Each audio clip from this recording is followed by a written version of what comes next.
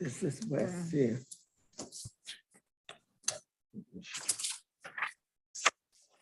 Good afternoon. The Senate Finance Committee is in session, and we'll start with Senator West, Senate Bill 428. Thank you very much, Madam Chair. I'm pleased to bring before the Senate's Finance Committee Senate Bill 428, which is legislation that will provide important consumer protections relating to the replacement and recalibration of automotive safety glass. You may recall that safety glass legislation was introduced by Delegate Barve last year, and I introduced the Senate crossfile. The House bill ended up passing the Senate by a vote of 47-0. My bill got waylaid over in the House. There was supposed to be a video being projected on the screen, and I'm not sure whether it sounds like that's not going to work. Last summer, I intended an in-person demonstration of the highly technical process for replacing a windshield on a late model car and recalibrating the cameras and the sensors in the windshield. Highly technical, highly technical. The process takes about a half an hour and involves a huge number of steps. And if you were able to watch the video as I watched it in person, you'd see that the process is exceedingly complex. Last year's bill, the one we passed, dealt with the standards for automotive safety, the replacement of glasses. This year's standards are changing. Those standards are changing almost daily as technological advances place more cameras and other sensors in the windshields and the other glass of our vehicles. The purchase of a new or relatively new car is increasingly a purchase of information technology as well as a device to get us from one place to another. The old days, when the replacement of a cracked windshield could be accomplished just by popping out the windshield and dropping a new windshield in its place, those days are rapidly coming to an end because of the new generation of smart cars. So here's the question. If a windshield on a new or late model vehicle is damaged and requires replacement, how can we assure consumers that the replacement and the recalibration of those cameras and those sensors, which are embedded in the windshield, is done properly? In other words, safety is the paramount concern of this bill. Windshield on a new car is replaced improperly. If it's not recalibrated, to use the technical term, the consequences can be catastrophic for the future operation of that vehicle. An error in recalibrating the cameras and the sensors of just 1 millimeter can result in a serious life-threatening accident. So this year's legislation proposes an appropriate compliance and enforcement regime for the process of repair, replacement, and recalibration. While it was appropriate in last year's bill to have the MVA draft standards for the safety glass itself, including a requirement that it meet motor vehicle manufacturer standards, this year we need a solution for consumers who may have a complaint about the quality of the services that they received, as well as an enforcement mechanism for any glass shops or similar repair facilities that do not comply with the standards. So let me address the bill specifically. The bill provides that before repairing or replacing auto glass containing an electronic safety system, the repair facility must inform the customer if recalibration is required, must provide the customer with an itemized description of the work, and must inform the customer how much of the cost an insurance company will pay.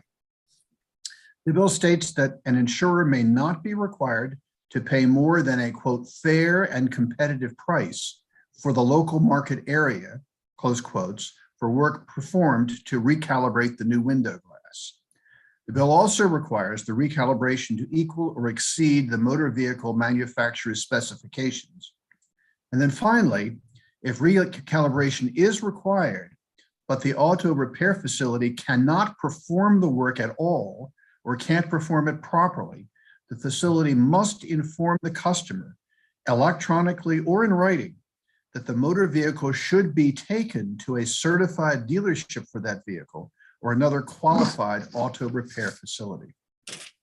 Bill 428 provides that a violation of the bill constitutes an abusive trade practice under the Maryland Consumer Protection Act.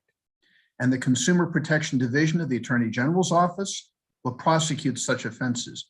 I'm pleased to report the AG is supporting this bill. I also understand that the insurance industry is supporting this bill. And we have been working with the Auto Glass Safety Council, which was active in last year's effort. As is often the case, there may be some clarifying amendments that are required to improve the bill. And I hope the committee will consider both the bill itself and any amendments that may be offered. So with that, I appreciate the committee's consideration of this bill and will be more than happy to address any questions the committee might have. Okay, Senator Hershey. Thank you, Madam Chair. Senator, just to go back to what your last comments were about the AGSC and their testimony. Seems like you worked with them last year on the legislation. We did. You'd mentioned that you're certainly open to amendments for this bill, but Absolutely. work with them directly to find out if there are any amendments that you could provide to the committee that would satisfy both their concerns and your and the bill as well. Yeah, I'll be reaching out, Senator, in the next week to anybody who testifies and has some concern about the bill to see if we can't get appropriate amendments drafted, which would alleviate concerns. I think the auto glass, there are some concerns that are being expressed that we might be putting small mom and pop auto glass shops out of business. No one is second to me in my support of small businesses in Maryland. But really, if a mom and pop shop can't do the work safely, we don't want cars out on the road that have been improperly recalibrated so that we're going to have accidents. So the key is, if they can do the work properly, more power to them. I'm 100% supportive. But if they can't do the work properly, then they shouldn't be in the business of recalibrating. They may put old glass back in older cars before the recalibration would be needed, but they need to get up to speed on the recalibration in order to do the recalibration work. Yeah, and there was a comment about possibly putting these businesses in Maryland at a competitive disadvantage, which I would assume means something like people could go outside of the state to get these types of repairs done, and we don't want to see that either. So I appreciate. No. I'm completely in accord with the goal of their testimony, and perfect. We're going to work to get amendments drafted, which would alleviate their anxiety. Thank you so much. I appreciate it. Thank you, Madam Chair. Sure. Thank you. All right, we're going next to Bryson Popham, and each of the witnesses has 2 minutes each. Thank you, Madam Chair. Members of the committee, good afternoon. And thank you to Senator West for introducing Senate Bill 428. My name is Bryson Popham. I am appearing on behalf of Safe Light Auto Glass, a leader in this field, in support of Senate Bill 428. While I've appeared before this committee many times over the years on insurance issues, this is my first time before you on an important issue of consumer safety. And Senator West presented the case for the bill and described the bill very well. 2 words I would encourage you to remember out of this. One's an acronym, ADAS, which stands for Advanced Driver Assistance System, and the other is recalibration. That's what this bill is about. As Senator West shared, he and Delegate Barbay introduced the first chapter last year, and I am pleased to say that this chapter, which deals with compliance and enforcement, is, as Senator West stated, supported by both the insurance industry and the Consumer Protection Division of the Attorney General's Office. We are very happy about that. The Auto Glass Safety Council, to address Senator Hershey's earlier questions, was active last year. We worked with them on last year's legislation. In fact, we had a conversation with them last week at Senator West's request to identify their concerns about this bill. They had several of them, I believe 4 of them. We are working on preliminary amendments, which we will take to Senator West and the committee to address those concerns. I believe that we will be able to satisfy those concerns. Nevertheless, AGSC has taken a position in opposition to the bill, And I regret that. Hopefully we'll be able to remove that opposition. But I would point out, if you read their letter, it says, and I quote, they object to any legislation that will reduce the number of auto glass companies in the market. We don't believe this bill will do that. But again, the bill is about safety, and anyone in this business has to be able to properly perform the services. That's what it's about. And for those reasons, Madam Chair, members of the committee, we respectfully request a favorable report. Thank you. All right, I see no questions. We're going next to Scott Jessup. Madam Chair, thank you for hosting me today, and thank you, Senator West, and obviously Bryson. Safe Flight fully supports SB 428. It is a consumer protection bill. It focuses on safety and transparency so that consumers understand before their vehicle is worked on whether it has an ADAS feature or safety feature that needs to be recalibrated. And that's all it does. This bill does not do anything to preclude any company from doing work on a vehicle. What it does is say, if they can't do the recalibration, you just have to inform somebody that it's not recalibrated, the safety feature is not on, take it to, the dealership, take it to some other, qualified organization that can do the work. The reason why we are proposing this bill, and I say it's Safe Flight, but it's in multiple states across the country, is that starting with model vehicles 2023, which means they come out in August, September, October, there is a mutual understanding among all of the vehicle manufacturers that every vehicle coming off the manufacturing plant will have a type of ADAS safety feature, as Mr. Popham described. So, we're probably 25% of the vehicles on the road today have ADAS features. It's going to increase increasingly over the next couple of years.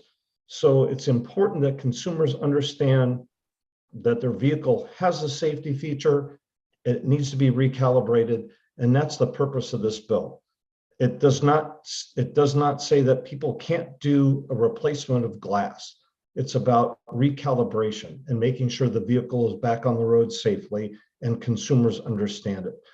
So with that, I just thank you for hosting me, and I'll leave it at that, and I'll answer any questions the honorable committee may have for me. Thank you very much. Okay, see no hands, so we're going to Ted Anderson, who is unfavorable. He's not in the meeting.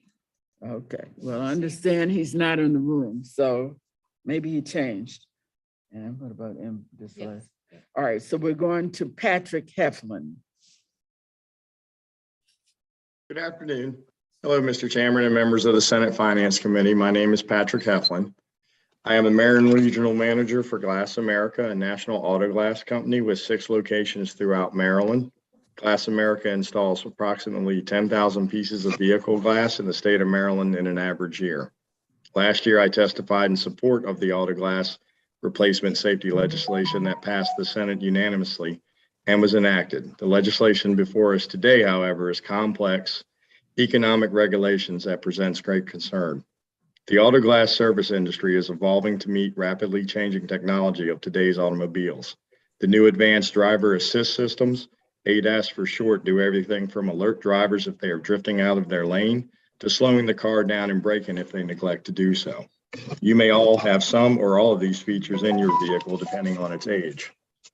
A small camera usually mounted in the center of the windshield works in tandem with the car's computer to keep the ADAS operating system properly. Something as simple as cleaning the camera lens can throw the system off. Whenever the camera looks through a substance such as a new windshield, it must be recalibrated to ensure that it's operating properly. This is an important safety issue, as having the camera positioning off even a minuscule amount can affect its proper operation. This problem often can show up well after the windshield was touched. The relationships between auto glass companies, insurers, and claim administrators and consumers is complex, especially in an industry where some companies wear more than one hat. Requiring independent glass companies that subcontract their calibration work to provide written cost estimates upfront will box them out of the market. Allowing insurers to limit payment for work performed to some imaginary fair and competitive price for the local market area will leave the glass company financially short. These government dictated economic regulations favor insurers and glass companies with market power who are also serving as insurance claim adjusters, work over smaller regional and local independent shops.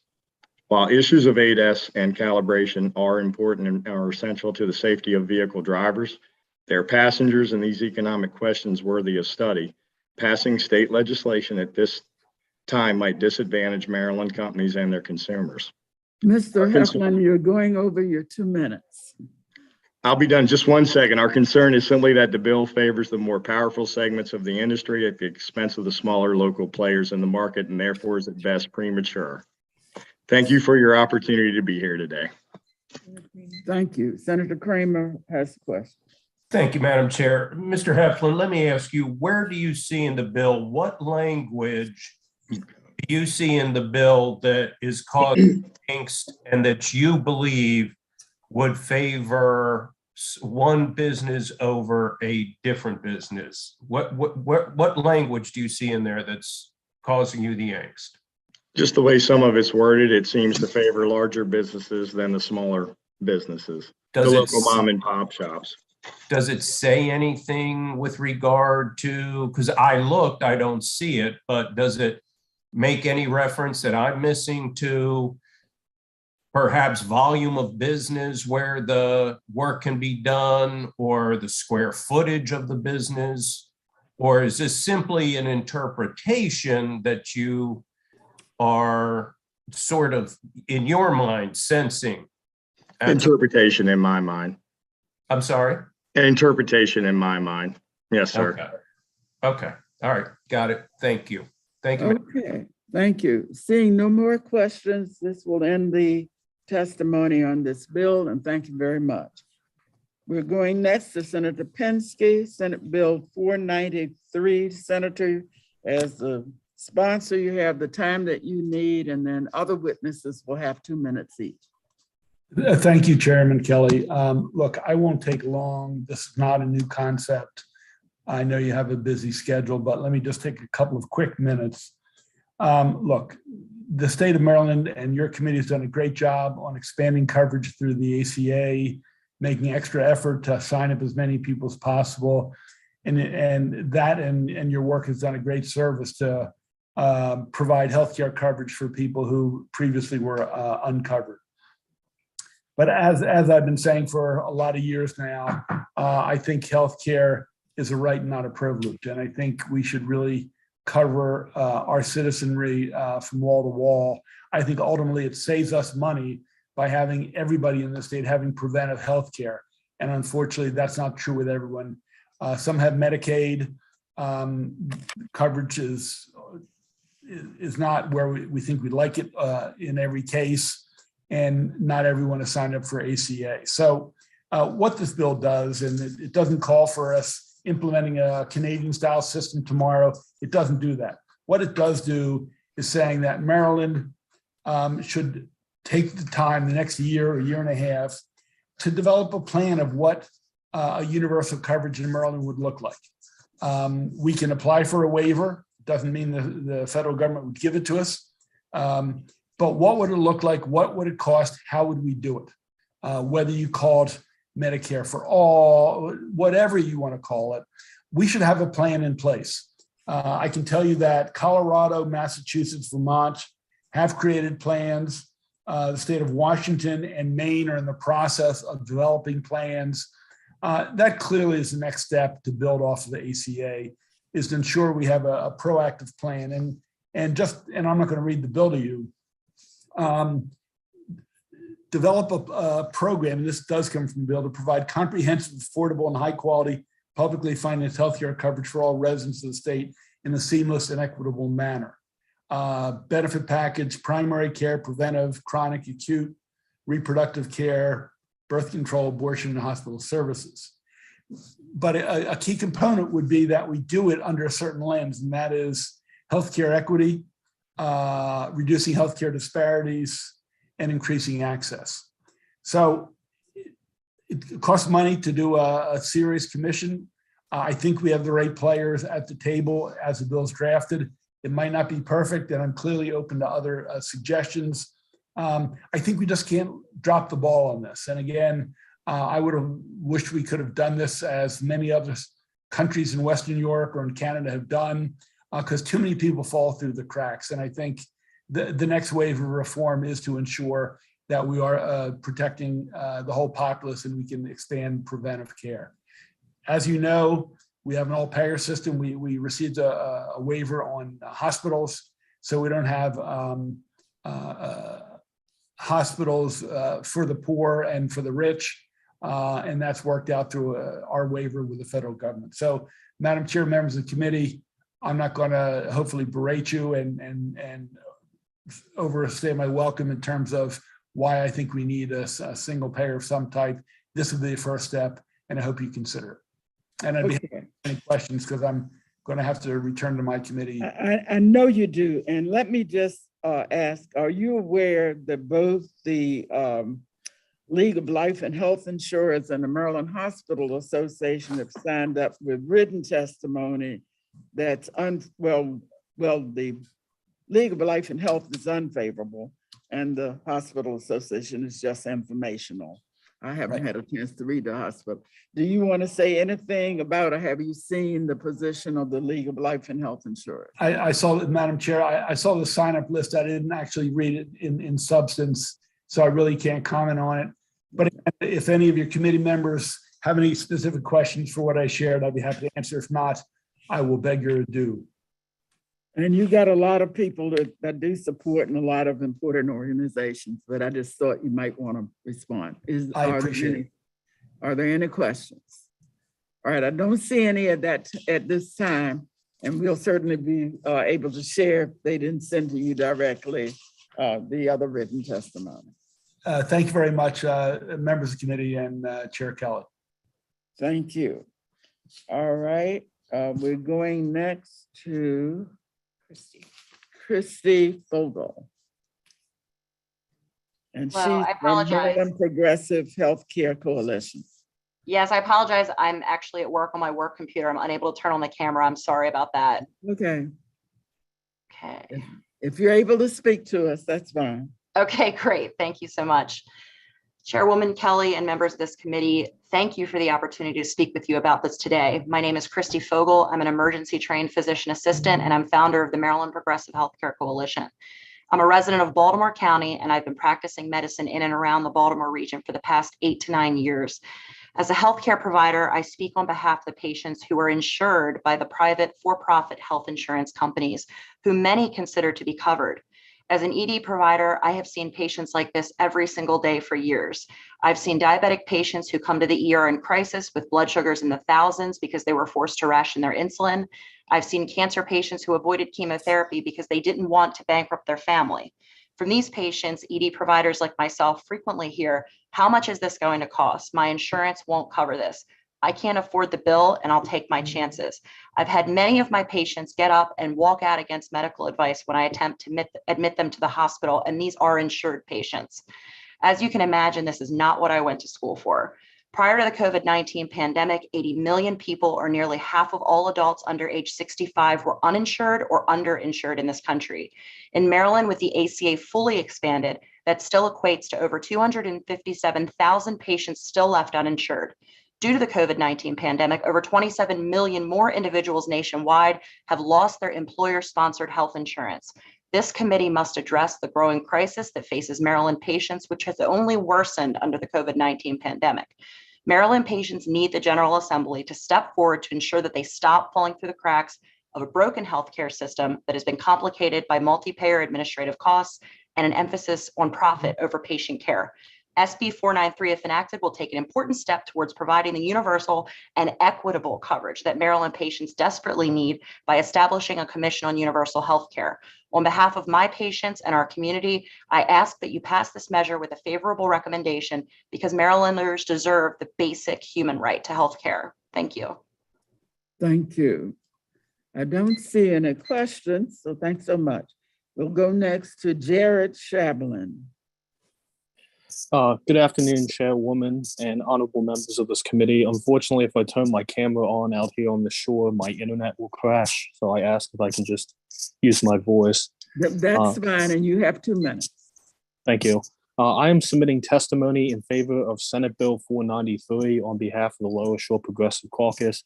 Since our organization's creation, the Lower Shore Progressive Caucus and our members have been strong supporters of efforts to move our state and nation towards a single-payer healthcare system that provides quality healthcare to all.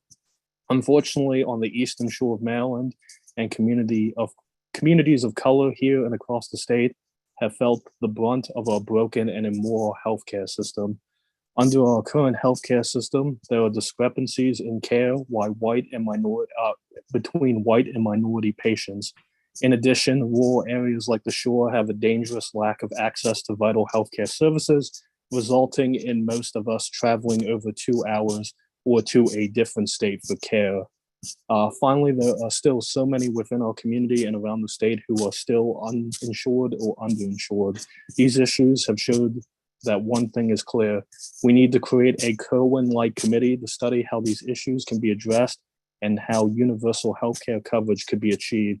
As someone with family members who still do not have health insurance, even with the gains the ACA has made, this legislation is very personal because I know the good that it will do for our state. In addition, Senate Bill 493 would allow our state to lead the nation by enjoining the rest of the industrialized world by transitioning our current system to a single-payer system, which by far is the most efficient and cost-effective healthcare system to ensure all Marylanders have quality healthcare.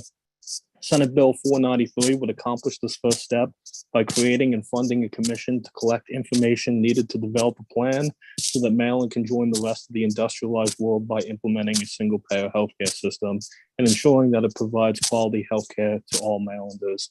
Senate Bill 493 would also allow us to become the nation's leader when it comes to healthcare by showing us the way to innovate and lead in the same way that Maryland did with the hospital system.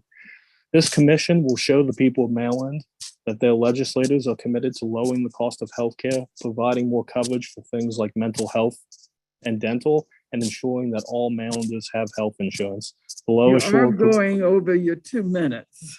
Okay, I'll finish here. The Lower Shore Progressive Caucus supports this bill and recommends a favorable report in committee. Sorry for going over, Madam Chair. Okay. Thanks so very much. I don't see any hands, so I guess there aren't any questions. Okay, that's it for the oral testimony on this bill. All right, we're going next to Senate Bill 395. The President, Health Insurance Individual Market Stabilization Extension of Provider Fee.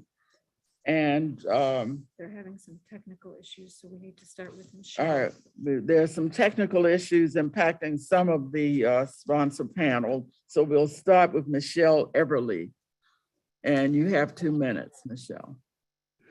Well, good afternoon, Chair Kelly, Vice Chair Feldman, and committee members. I appreciate the opportunity to address the committee today. The bill before you would extend the sunset of the provider assessment through 2028. You're going to hear from my colleagues in a bit more about the impact the reinsurance program has had on individual market rates. But what I wanted to focus on was what it's meant for your constituents. The reinsurance program, together with the exchange's technology, our focused outreach and marketing efforts, and consumer-driven customer service, has afforded more Marylanders health insurance this past year. And in fact, for the 2022 plan year, over 181,000 Marylanders obtained health coverage through the exchange. This was an increase of 9% over 2021. Over 60,000 more Marylanders enrolled directly through an insurance carrier. So together, that's nearly 250,000 of your constituents that have obtained high quality, affordable health insurance through the individual marketplace. Today, Maryland has the most affordable gold and bronze plans in the nation and the third most affordable silver plans. Through the reinsurance program, Maryland was able to reinvest $20 million into a young adult subsidy program to better attract young adults, those that are healthier, and improve the overall risk pool, thus reducing rates for all that participate in the individual marketplace. Our enrollments in this segment grew 9% during this open enrollment. The stable rates afforded by the reinsurance program have also helped to shrink gaps in health equity. Enrollments of Black and Hispanic residents who lack health insurance at rates higher than the general population grew by 10 and 13% respectively for 2022. The largest enrollment gains that we had occurred throughout the state. Carroll, Hartford, Anne Arundel, Baltimore, Prince Charles, Howard, Calvert, and Charles counties all had enrollment gains greater than 10%. The stabilized and more attractive consumer market propelled business growth for all three carriers. I hate to butt in, but you're going well over your time. Okay, so we've had such good results with the program, and your constituents have really had the peace of mind of health insurance. We are required to file the application by March of 2023, and we need this funding to do so. We need a commitment. So therefore, given the aforementioned, we respectively request a favorable report on SB 395. Thank you. And there are several others on a sponsor panel. We're having some trouble getting them let in. So I'm going to go down the list and we'll come back as they are able to enter the room. So we'll go next to Vinnie DeMarco.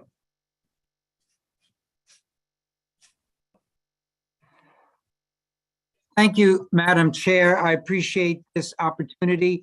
I'm Vinnie DeMarco with the Maryland Healthcare for All Coalition. We strongly support this extension. Maryland, as you know, is one of the best states in the nation in providing healthcare coverage for its people. A lot of it has to do with the courage and foresight of your committee in the Maryland General Assembly, but in a bipartisan way with the support of the governor and the best exchange in the country. We have done a lot, and one of the best examples of our bipartisan success was the Stabilization Act of 2018 and the bill in 2019 extending the premiums assessment. That, as you will hear over and over again, has helped to keep insurance premiums low in Maryland, as Michelle said so eloquently, and to make Maryland one of the best states in the country for low-cost insurance. And that money, Madam Chair, is being used to fund subsidies for young people. So that thousands and thousands of new young people are getting insured now who weren't insured before, thanks to money from this assessment. And it is helping to fund the health equity resource communities going forward to help reduce health disparities. We desperately need this assessment to continue. We thank Governor Hogan for proposing to re-up this assessment. We thank you for doing it in the past, and we hope you will pass this bill to continue this assessment with help make Maryland one of the best states in the country in healthcare. Thank you very, very much. Thank you. Okay, we'll go next to Robin Elliott. You have 2 minutes. Thank you, Madam Chair and members of the committee. We want to thank the sponsor and the Maryland Health Benefit Exchange so much for bringing this concept of the reinsurance program into Maryland and to really making a very concrete difference in the lives of many Marylanders. My testimony is going to be very short. I just wanted to read the names of the clients that we have that are supporting this bill. The Maryland Community Health System, which is a network of federally qualified health centers, the Professional Counselors of Maryland, the Maryland Nurses Association, the Maryland Occupational Therapy Association, and finally, the Maryland Dental Action Coalition. I wanted to particularly flag that as the Health Benefit Exchange has told us, that because people are saving money when they purchase the medical side of insurance through this reinsurance program, that the rate of people who have been able to purchase dental insurance has gone up significantly. And this is really an important issue. I know that your committee is considering also as well on adult dental.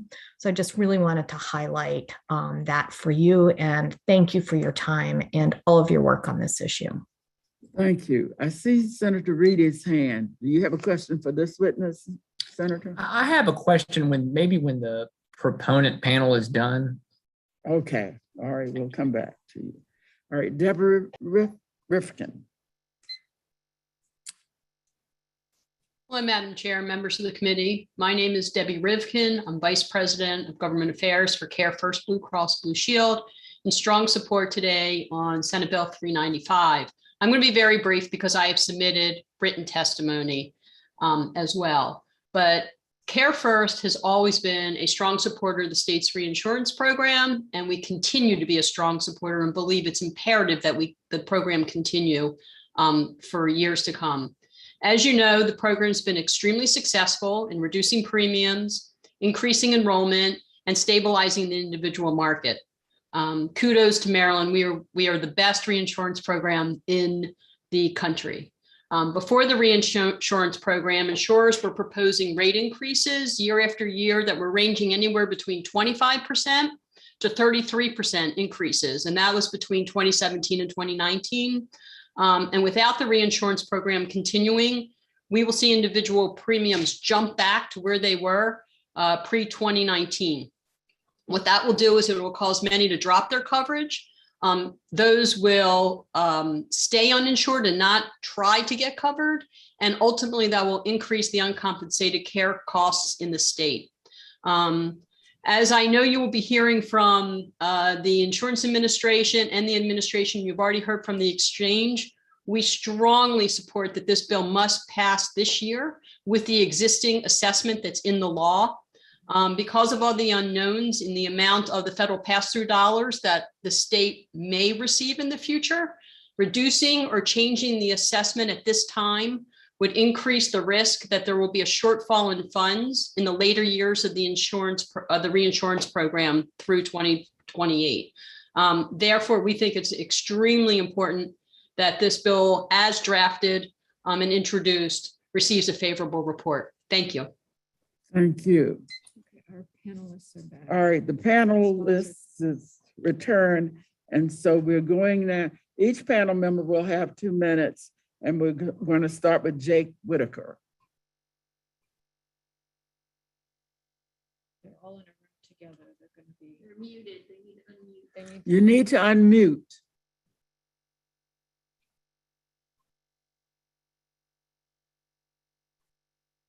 This is a panel of Jake Whitaker, Kathleen Bahrain, and Brad Bowman. Madam Chair, can you hear me? Yes, we can now. Apologies for the technical difficulties, Madam Chair and members of the committee. My name is Jake Whitaker. I'm with the Governor's Legislative Office, here to testify in support of Senate Bill 395. I'm joined by Commissioner Bahrain and the MIA Chief Actuary, Bradley Bowman, and I believe Michelle Everly just testified. The reinsurance program here in Maryland has been an overwhelming success. Prior to the establishment of this program, individual market premiums were going up by over 200%. Instead, because of this program, premiums have gone down by over 30% since the program began. Maryland now has, on average, the lowest premiums in the United States. I also want to emphasize that this bill will not raise costs for any insurers, nor will it raise premiums for small businesses or in other insurance markets. I'm sitting next to the Chief Actuary and the Commissioner who set the rates, and they assess that based on the cost that insurers pay. Because this assessment has gone down over the years and will continue to remain the same under this legislation, we do not anticipate the rates going up for any premiums in any other markets. So we feel that because the premiums have gone down, we have the nation-leading reinsurance market, and because costs won't go up for anyone, including small businesses, we believe that this bill is a win-win. So for the aforementioned reasons, we ask for a favorable report for Senate Bill 395. And if okay with you, Madam Chair, I'd like to turn it over to the Commissioner. Okay, fine. Thank you. Commissioner Bahrain. Madam Chair and members of the committee, thank you so much for the opportunity to speak in support of Senate Bill 395 today. I think we have almost universal agreement that the state reinsurance program has been a resounding success. And I think that we also have universal agreement that it should continue. It has stabilized rates, it has led to rate reductions, and no one wants to see us go back to where we were several years ago. Extending and maintaining funding, however, is critical not only to the continued success of the program in the current waiver period, but it is critical to assuring that we are able to extend that period or secure an additional waiver for another 5-year period. And it has been concerning to me and to Mr. Broban, our chief actuary, that there seems to be some resistance to the continuation of the assessment, and that part of that resistance seems to be tied to the suggestion that there's already sufficient money in the reinsurance program fund. Now, Mr. Broban will go over with you some of the numbers and the analytics as to why that is not the case, but I think it's sufficient for me to just point out two important things. To talk about what is sufficient within the fund is a relative term. There are a number of variables that go into how much money is needed in any given year and over the life of the waiver period. And all of those projections are based on a series of assumptions, none of which are certain. And if any of those numbers change in terms of what the pass-through dollars would be, what the actual amount of losses would be that would draw money from the fund, the extent to which we need to toggle numbers within the fund, that we need to change the attachment point or change the cap in order to continue to stabilize rates, those are all variables that can't be predicted. And so we cannot say with any level of certainty that there is money sufficient in the fund now to even take us to the end of the waiver period. The other concern that we have is the suggestion that the continuation of the assessment will have a negative impact on small group rates. That is simply not the case. The assessment is baked into the rates. Continuing it is rate neutral. In addition, it's been suggested that perhaps somehow this is unfair for other markets beyond the individual market, that participants in those markets have to share in the assessment.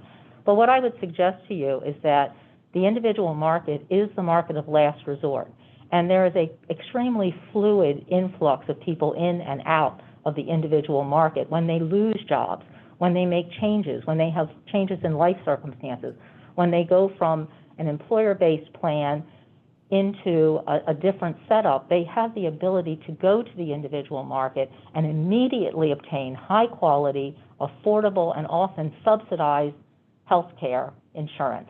And that is critical. And so each of those people whose rates include the consideration of the assessment are often the beneficiaries of what's happened in the individual market when they need it the most. I think the other thing that's important, and Care First mentioned this as well, is that the work that's been done in the individual market has also driven down and is continuing to drive down the uninsured rate, which drives down the cost of uncompensated care. And that is something that everybody benefits from. Mr. Broban will talk in more detail about direct benefits for small employers through HRAs. And the final thing that I just want to say is that, and I cannot emphasize this enough, is the need to be able to go into CMS in March of 2023, when we seek the next waiver period, with evidence that the state is committed to a reliable, consistent funding source. And I am deeply concerned about going into CMS with our funding source having sunset. There are certainly room for conversation around funding in general, but I would urge this committee to allow those conversations to happen over the interim and after this funding source has been secured by the extension of the current assessment. And with that, I appreciate your time and attention, and I urge a favorable report on this bill. Thank you. And I'll remind each member of the sponsor panel, we're doing 2 minutes each, but we thought it important to hear what the commissioner had to tell us from her perspective. All right, we're going now to Brad Bogan.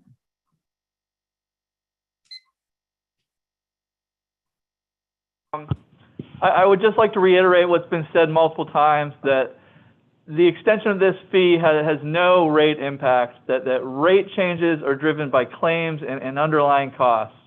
And if there are no changes in costs from claims to fees to profit margins, if all the costs stay the same, then the premiums do not increase. And maintaining the assessment at its current level will have no rate impact in any market in which it is assessed. Okay, okay, I thought you were just reiterating since we gave her so much time. You have something else you need to tell us? Yeah, I would just like to briefly stress the amount of uncertainty that's in all of these projections. Right now, we only have 2 years of the current waiver complete, 2019 and 2020. We are still waiting for, year-end finals for 2021. We will not have those until June. And there's a large amount of uncertainty in the federal pass-throughs, which have to date funded a large portion of the costs. Those pass-throughs were revised upwards by $140 million as a result of the American Rescue Plan that passed in the middle of 2020. And the American Rescue Plan is currently, slated to end at the end of 2022. And the expanded subsidies and the expanded pass-throughs that go along with those subsidies are scheduled to go away at the end of 2022 and to be reduced back in 2023. And so I just want everyone to understand how much uncertainty there is with all of these financial projections that we're making for the second waiver period, and the need to have sufficient funds to be able to weather adverse experience, to be able to weather the federal pass-throughs coming in lower than anticipated, or program costs coming in higher than anticipated. And we strongly urge the favorable review of this bill to secure the funding to give us the cushion that we need in our financial projections. Thank you very much. Now we've got a couple of questions from committee members, and I'm going to start, Senator Reedy, if you don't mind, with Senator Feldman, since he is the co-chair of the General Assembly Commission on this issue. What questions do you want to raise, or what comments? Well, thank you, Madam Chair. Actually, I didn't want to step in front of Senator Reedy, but just since you gave me the opportunity, I had 2 specific questions, Madam Chair. I just want to put before the sponsor panel. So, I think it has been a big success, but this past couple of years and last year, the governor took like $100 million of the reinsurance money and redirected it for budgetary purposes. And I'll have to say that our own committee used some of the reinsurance money this past session, I think, to do some good things for subsidy for young, healthy adults, and Senator Hayes' bill dealing with equity. So I think we've done it, but I do put out this maybe for Commissioner Brain, the idea that moving forward, should we have some parameters? In other words, we're going to collect this going forward to avoid this being a slush fund that can be used for sort of any policy call. I haven't heard much discussion about that. I'm not saying that was the case in the last year or two, but I can sort of see where we have an assessment, it's for reinsurance to stabilize the individual market, and yet money's being deployed for all kinds of other things. So Commissioner Brain, do you have any sort of thoughts on that as we think about this particular legislation? Madam Chair, I have a second question for Mr. Whitaker. Okay. Madam Commissioner? So what I would say is that I can't speak to those decisions, but it's certainly within the purview of this committee. If you feel that there should be guardrails that are put in place with regard to these funds, that is your policy option to include that as part of the condition of the assessment. Okay, fair enough. The other question is really for Mr. Whitaker, and I'm not going to pick on you at all, but I do feel some obligation to just put something out on the table and kind of get a reaction. So this committee 2 years ago worked, I think, pretty hard on passing the Prescription Drug Affordability Board legislation in 2020, and we funded the board with an assessment very much just like this on drug manufacturers. And when I look, and that bill passed out of the committee unanimously, 11-0, out of the full Senate, 45-0. But the governor at that time vetoed the bill, and in doing so said as follows: this misguided bill would raise taxes and fees on Marylanders at a time when many are already out of work, financially struggling. With our state in the midst of a global pandemic and economic crash and just beginning on our road to recovery, it would be unconscionable to raise taxes and fees now. To do so would further add to the very heavy burden that our citizens are facing. So I would feel remiss not to ask why the assessment 2 years ago was vetoed, or why this is different. I guess I would just have to put it out there because we spent a lot of time on that bill. And as a result of the veto, that board had to go borrow money, almost $1 million just to get started. And so why would the rationale of the governor and the veto message of May of 2020 not apply here? We're still in the middle of a pandemic. There is money in this fund. It doesn't have to be done now. I just feel compelled to put that out there. Maybe for you, Mr. Whitaker, if you want to respond. Sure. Thank you for the question, Senator. I think the key distinction here is that the assessment already exists. There was previously a federal assessment of 2.75%, then a subsequent state assessment, and then it was lowered down to 1%. The federal assessment was eliminated in 2020 from the 2017 federal tax cut bill. So I think the key distinction here is that there's no new assessment, and it's a continuation of assessment that, frankly, has declined over the years. Hey, Madam Chair, I got my 2 questions out there. I'll yield Okay. yours over to Senator Reedy. Thank you, Senator Reedy, and thanks for being kind.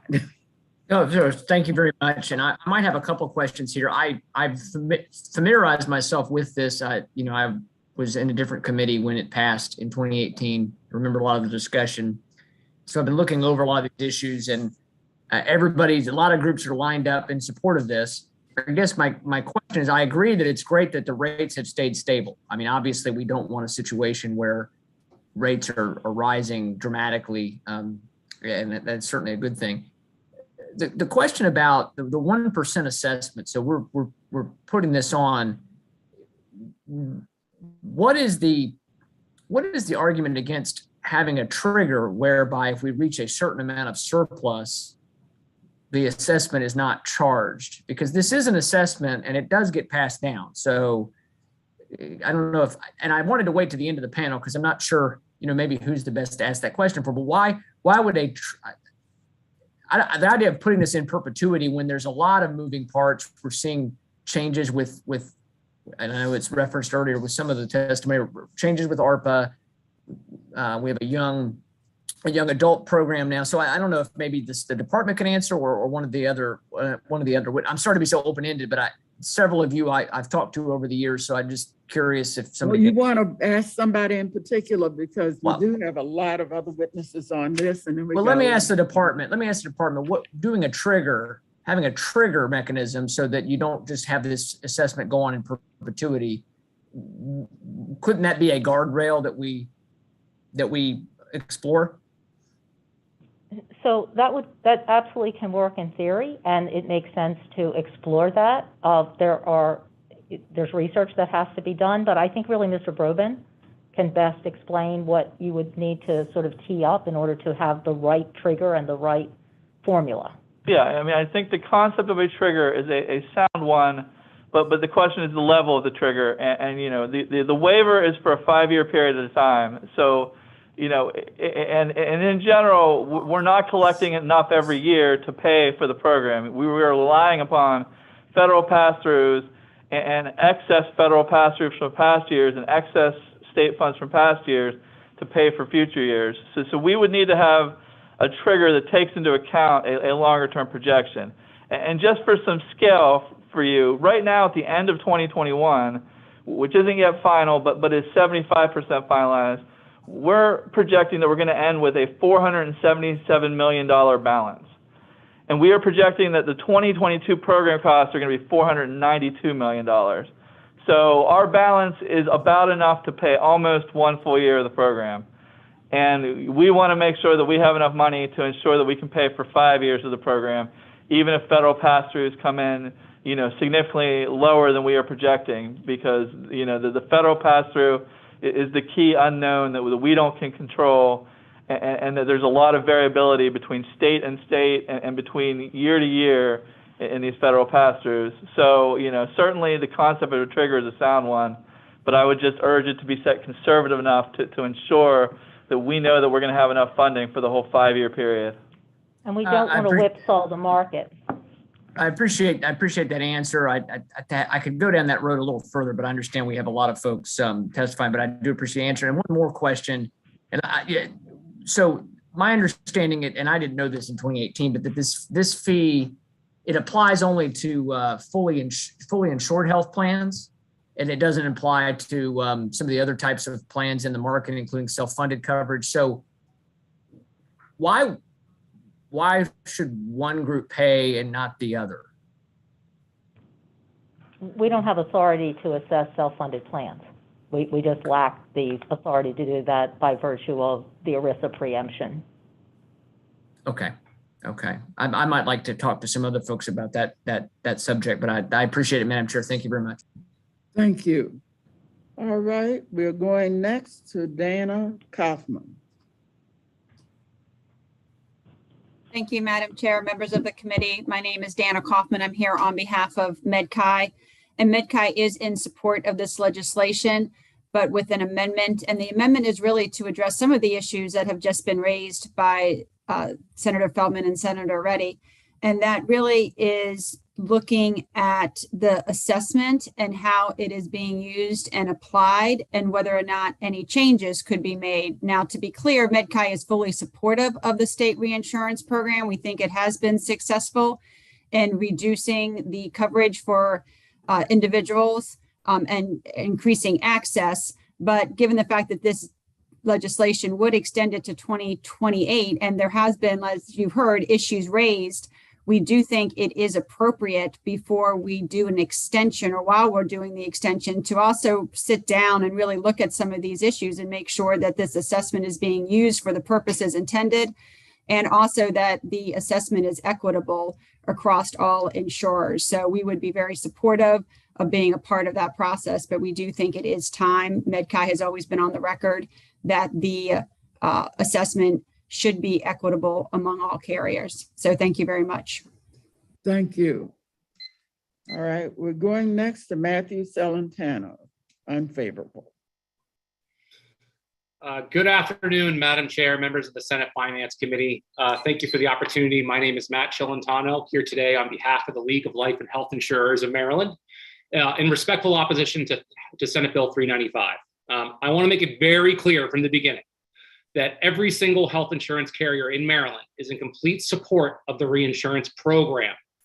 It has done what it's intended to do. It saved the individual market from complete implosion. It has reduced premiums for Marylanders, and it has become a stable marketplace. We're in complete support of the program and think it should continue. That being said, we are here today in opposition to the assessment, not the program. We believe that there are better ways to fund the program that will not have as much impact to other aspects of the insurance landscape in Maryland. Simply taxing one stakeholder in a diverse playing field of healthcare stakeholders is not the right direction, and we don't think it's fiscally prudent. Also, the circumstances of the program have completely changed. We passed the funding mechanism a few years ago to prevent a disaster. We're in a very different place now with a stable market that has further influx of federal dollars and subsidies available to consumers. We've also seen dramatic fund transfers out of the program as we raised far more money than was needed to meet and exceed the obligations of the program. We have plenty of ideas how to fully fund the program, which we all want, without just taxing carriers the 1% as proposed in the legislation. Simply, every healthcare stakeholder benefits when more Marylanders have coverage: consumers, hospitals, carriers, doctors, drug manufacturers, et cetera. And we can surely take the time to make sure we get this right. We think this is especially true as the current program doesn't even expire to the end of the 2023 calendar year. And even then, there will be a projected surplus of a few $100 million. We've been in touch with the governor's office, the exchange, the MIA, members of the Maryland General Assembly, to try to develop a solution that fully funds the program while limiting the impact to other marketplaces. We promise to continue to work on these proposals to continue the progress that the reinsurance program has made, but we respectfully request an unfavorable report on the bill as introduced. Thank you very much. Thank you. All right, we're going next to Ruth Williams Brinkley. Unfavorable. Who's joining? Madam Chair, I think Ruth is in the waiting room, needing to be let into the meeting. She was in the room, but apparently she's disappeared. Okay, so let's go to Shannon. I'm She's back here. on. She's back here. Okay. She's here. Okay. Okay.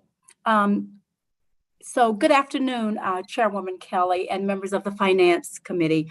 I'm Ruth Williams-Brinkley, and I'm the president for Kaiser Permanente's Mid-Atlantic region. I'm here regretfully in opposition to Senate Bill 395.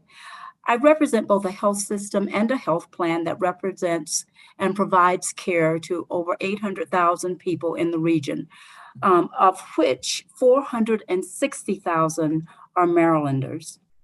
In 2019, Maryland established the state reinsurance program to offset the costs of the individual insurance market. At that time, the program's purpose was to stabilize the market and reduce insurance costs for Marylanders using federal monies and a tax on health insurance premium. It made financial sense because of the urgent need to offer affordable health insurance. Kaiser Permanente worked with the Finance Committee on this and other initiatives to stabilize the individual market and also to improve access to high quality, affordable health coverage. We truly appreciated that opportunity, and we remain conceptually supportive of the reinsurance program today.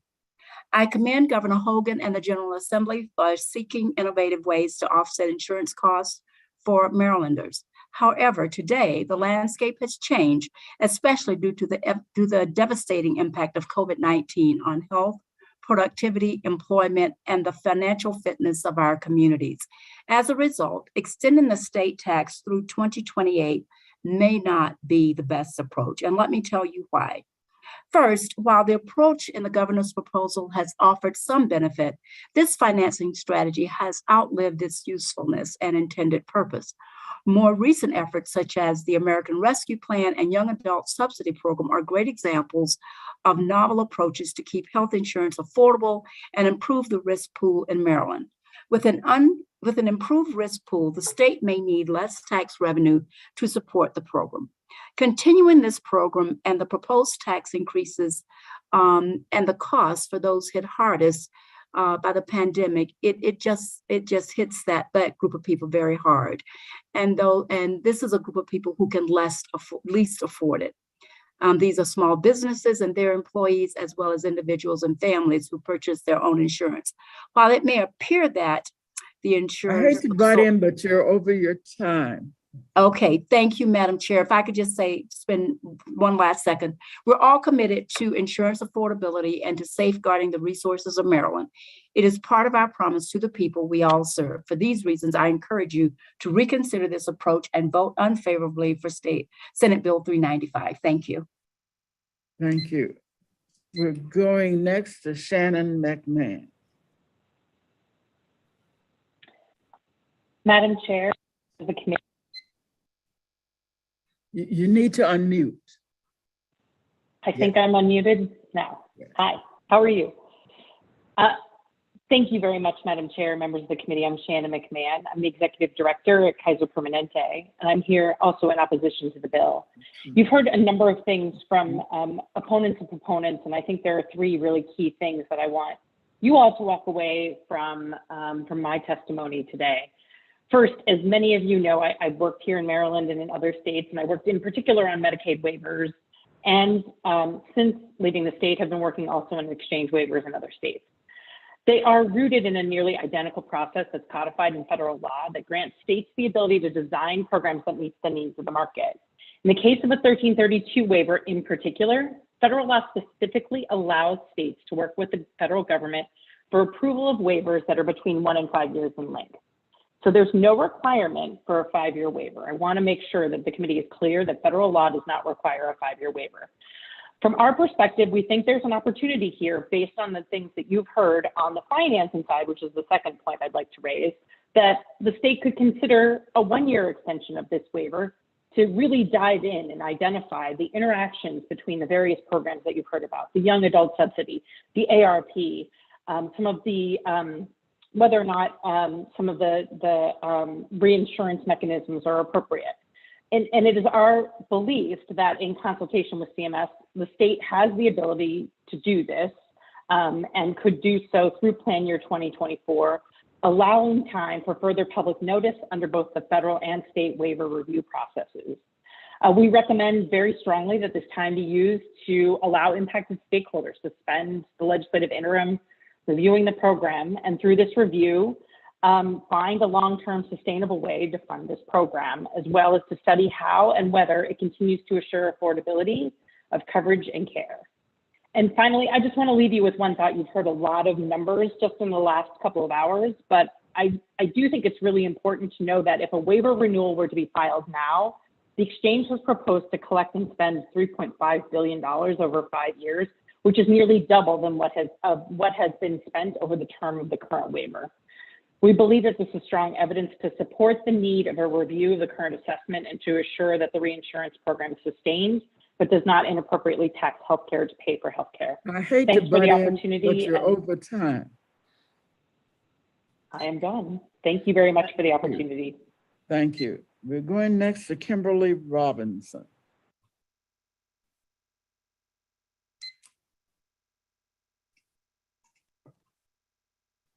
Hi, Madam Chair. Can you hear me? Yes. Thank you. Good afternoon, Madam Chair and members of the committee. I'm Kimberly Robinson. I am the Regional Director for Government Affairs for Cigna, and I am here today in opposition to Senate Bill 395 as it was introduced. As you've heard from Mr. Celentano, Cigna, as well as my other colleagues in the insurance industry, are supportive of reinsurance programs here and across the country and here in Maryland. This program has been successful, and we would like to see that success continue because we do know that it positively impacts the healthcare ecosystem. I'm not in opposition to any of that, but this bill focused specifically on the funding mechanism. And states have taken different approaches to funding their reinsurance programs. In Maryland, what we have is a pass-through tax approach, and it's only one of the ways that states have chosen to fund these programs across the country. We have talked about this in the past, but just to remind the committee that when we're talking about a pass-through tax, it means someone is paying that tax, and the people paying that are your constituents, the policyholders. It was interesting to hear this conversation and the statement that the bill had no premium impact.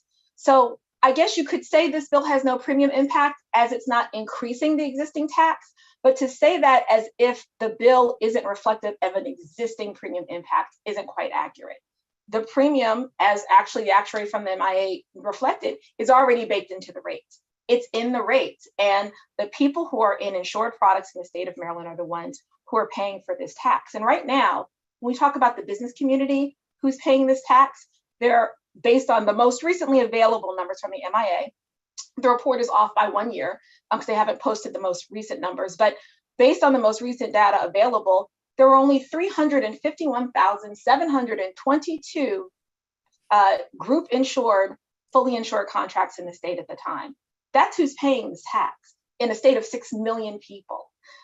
If you add in the individuals in the individual market who benefit if they're on the exchange and qualify, but otherwise are also paying the taxes, was another 189,000 people who were paying the tax as well.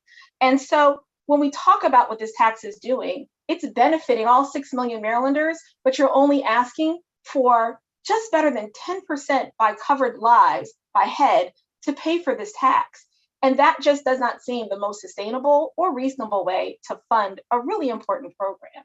If everyone is right over your 2 minutes. Okay. I'll wrap up. So our opposition to the bill is only as introduced. It's about the inequity of the tax. There are certainly proposals, and others have already referred to them. We would like to continue the conversation that's begun with the MIA, with the administration, with the exchange, and with legislative leaders. And we hope that you will consider how to make this the most effective and worthwhile approach as possible. Thank you. Thank you. All right, we're going next to Allison Taylor. Kaiser. Good afternoon, Madam Chair, members of the committee. My name is Allison Taylor. I'm here on behalf of Kaiser Permanente. And unfortunately, I'm also here in opposition to the bill. I do want to thank the governor's office, Ms. Everly, Commissioner Brain, and others taking the time to meet with us and discuss our concerns. And as our colleagues have said, we are fully in support of the reinsurance program, although this legislation makes zero changes to that program. The only thing that this legislation does is extend a tax from 2023 to 2028. And that's the thing that we object to. This tax, as has been said, is passed through in premium as a premium increase to over 400,000 of Kaiser Permanente's members. So, I want to respond to a couple of points that have already been made. One, I think it was Mr. Bobin spoke about the uncertainty in the market right now, and there's potentially additional federal funding that's going to become available for this program, and we totally agree. And I mean that's beyond the control of anyone in this Zoom room, and that's a huge frustration for everyone. But we see that as a reason to really slow this down and try to get a sense of what is needed to cover this program. That's why the idea that we're proposing is extending the waiver by 1 year to establish an opportunity for all stakeholders to come together and really figure out what would be needed to extend the program past that point. We've been at the table the whole time. This committee has done some tremendous work on improving market stability and affordability in the individual market. And as always, it's great to be in front of you, and we look forward to continuing to be at the table with you. Thank you. All right, we're going next to Mike O'Halloran. All right. Good afternoon, Madam Chair and members of the Finance Committee. For the record, Mike O'Halloran, representing NFIB in Maryland, in respectful opposition to Senate Bill 395. Legislation that you've heard would extend through 2028 the provider fee currently being assessed on fully insured health plans. Why am I here today? The reason is pretty simple, and I won't take up much time of the committee. As NFIB argued in 2018 and again in 2019, when the state's reinsurance program was established and subsequently paid for through this fee, SB 395 makes it more expensive for small businesses to purchase their own insurance. The committee not only has jurisdiction over matters to health insurance, but also labor issues that deal with benefits, mandates, and the like. For years, small businesses have grappled with the cost of health insurance.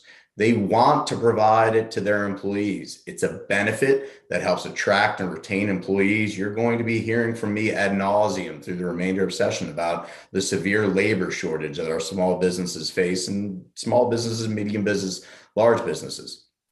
Look, our members are looking for health insurance that is predictable and affordable.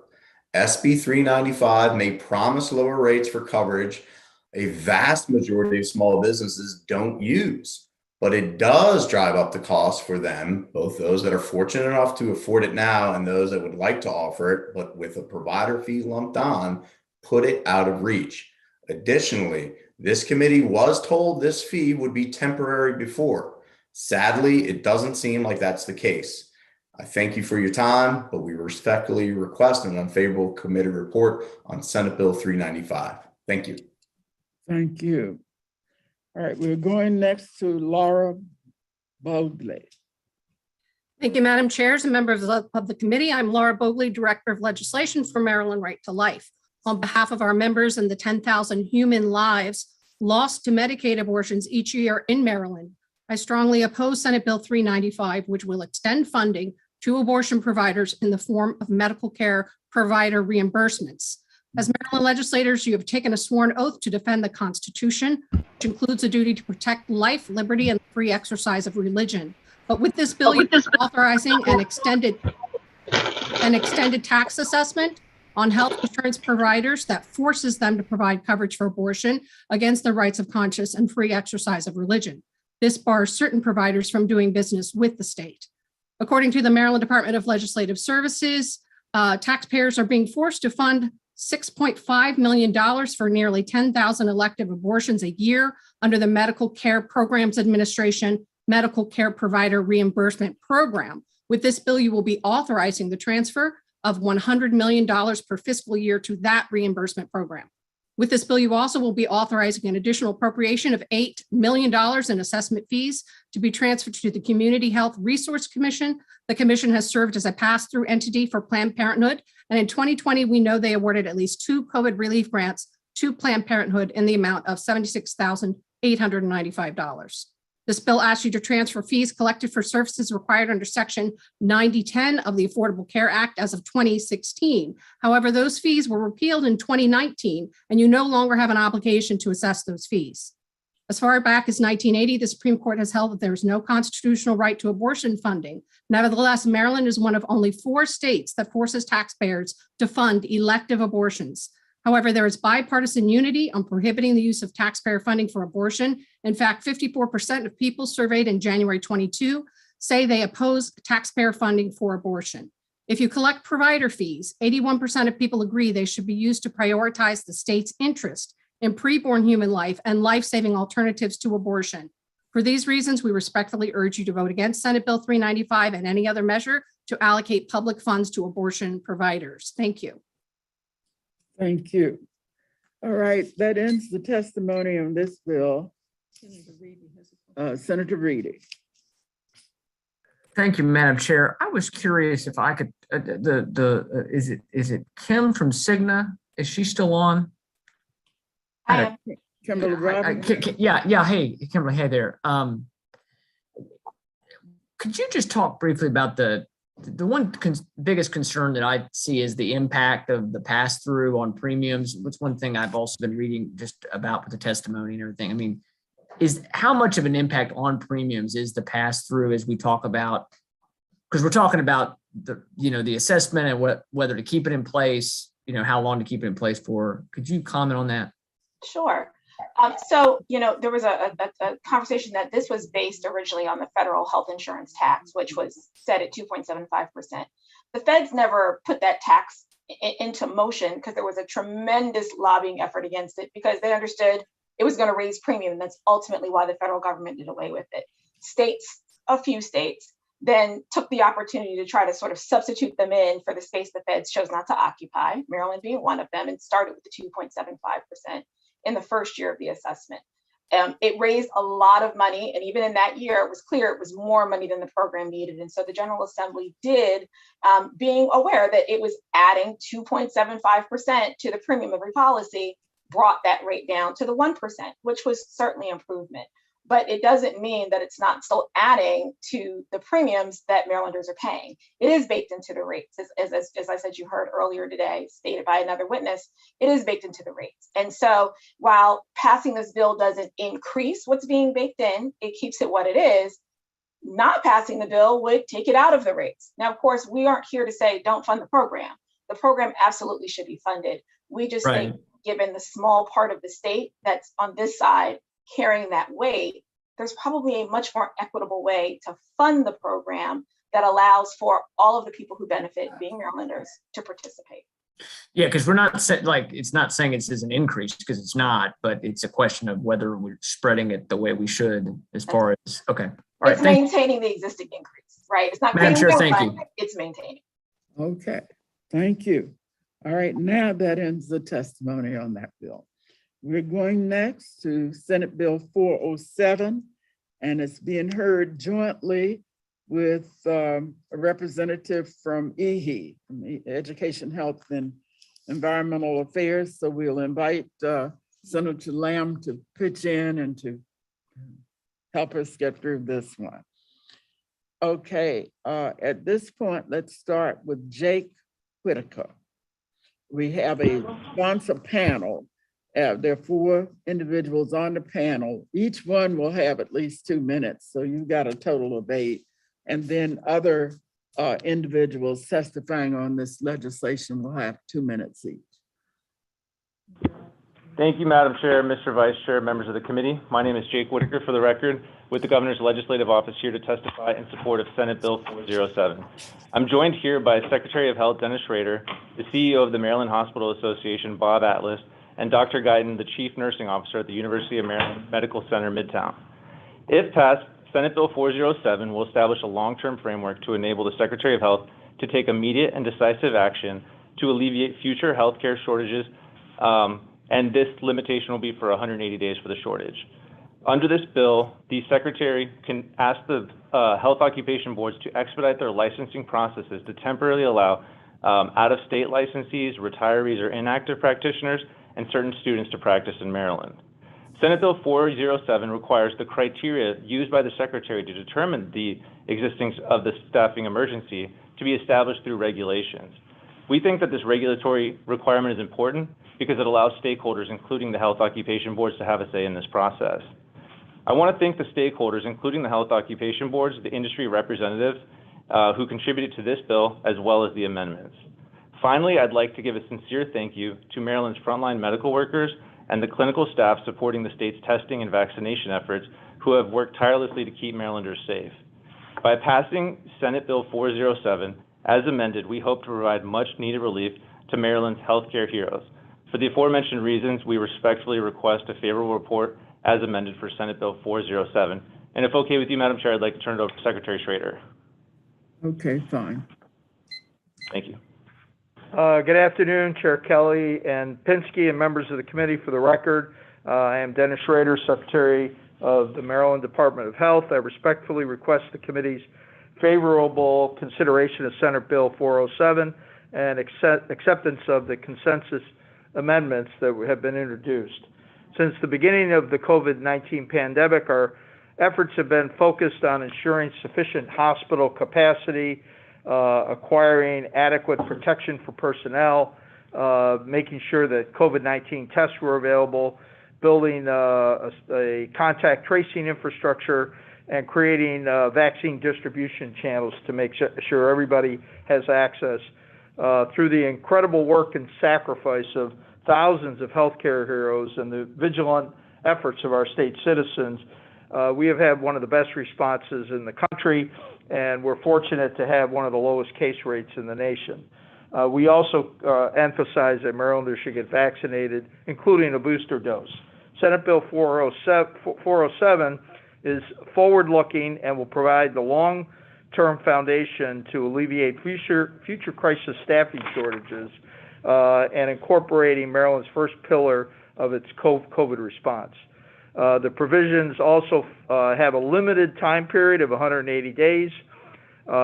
This will be an essential tool for future health emergencies, especially as we work with the major stakeholders in the development of responsive and comprehensive regulations. Most importantly, this bill builds on our close working relationships with the various health occupation boards, the hospital and nursing home associations, and many other stakeholders. And I want to particularly thank the boards of nursing, physicians, and pharmacies for their work last fall and winter in creating temporary workforce flexibilities that this will make more permanent. Thank you, and I urge the committee to report Senate Bill 407 favorably at its earliest opportunity. Thank you, Madam Chair. Thank you. Before we go any further, Senator Lamb, I'll be glad you're here representing EHE, and just raise your hand at any time if you have questions or comments related to the testimony that we're hearing. Thank you, Madam Chair. Okay. Let's go then to Bob Atlas. Good afternoon, Chair Kelly and members of the committee. I'm Bob Atlas, President and CEO of the Maryland Hospital Association, here today in support of Senate Bill 407, the Healthcare Heroes Act of 2022. I want to start by thanking this committee for all you do to support healthcare workers in hospitals and elsewhere, and at local health departments across the state. This bill is named in honor of the men and women who have been serving more than 700 days on the front lines of the COVID pandemic. While we've been battling COVID for 2 years now, in many ways, the past 2 months were the most challenging yet for our hospitals and their teams of caregivers. A depleted workforce combined with the massive December-January surge pushed hospitals beyond limits. 15 hospitals, 1/3 of the state's acute care hospitals, were compelled to operate under crisis standards of care. Dr. David Marcosi, Chief Medical Officer at University of Maryland Medical Center, said it well when he told the national audience this was the perfect storm. Right now, the Omicron wave is subsiding, but hospitals that adopted crisis standards of care have moved to contingency standards. This sixth surge won't be the last. Our hospitals are already bracing for the next one. And our workforce challenges haven't eased. There are nearly 4,000 nursing vacancies in hospitals alone. That means fewer caregivers at the bedside. The shortage affects both COVID patients and those having other serious conditions, whether it be cancer, coronary artery disease, or many other things. Looking ahead, the collision of another surge with our persistent staffing shortages could once again place hospitals in critical condition. That will threaten health care and the health of all Marylanders. It need not be so. A declaration of a healthcare staffing emergency, as provided for under this bill, would trigger the licensure flexibilities that are crucial to hospitals' ability to care for Marylanders when the need becomes extreme. During earlier surges, similar provisions freed thousands of practitioners to step up in our hospitals and other care settings. They range from nursing students to seasoned clinicians who live in other states or had expired or soon to expire licenses. It was a lifeline. So on behalf of our 60 hospitals and health systems and their nearly 120,000 healthcare heroes, we urge a favorable report. Thank you. Thank you. All right, we will go next to Natche Guyton. Thank you. Thank you, Madam Chair, Mr. Vice Chair, members of the committee. My name is Natche Guyton. I am the Chief Nurse Officer and Vice President of Patient Care Services at the University of Maryland Medical Center in Baltimore.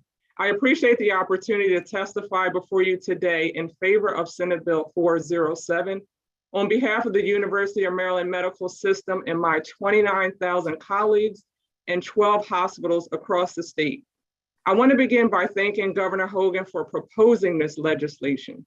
In addition to my role as CNO, I serve as the planning section chief for the COVID Unified Command.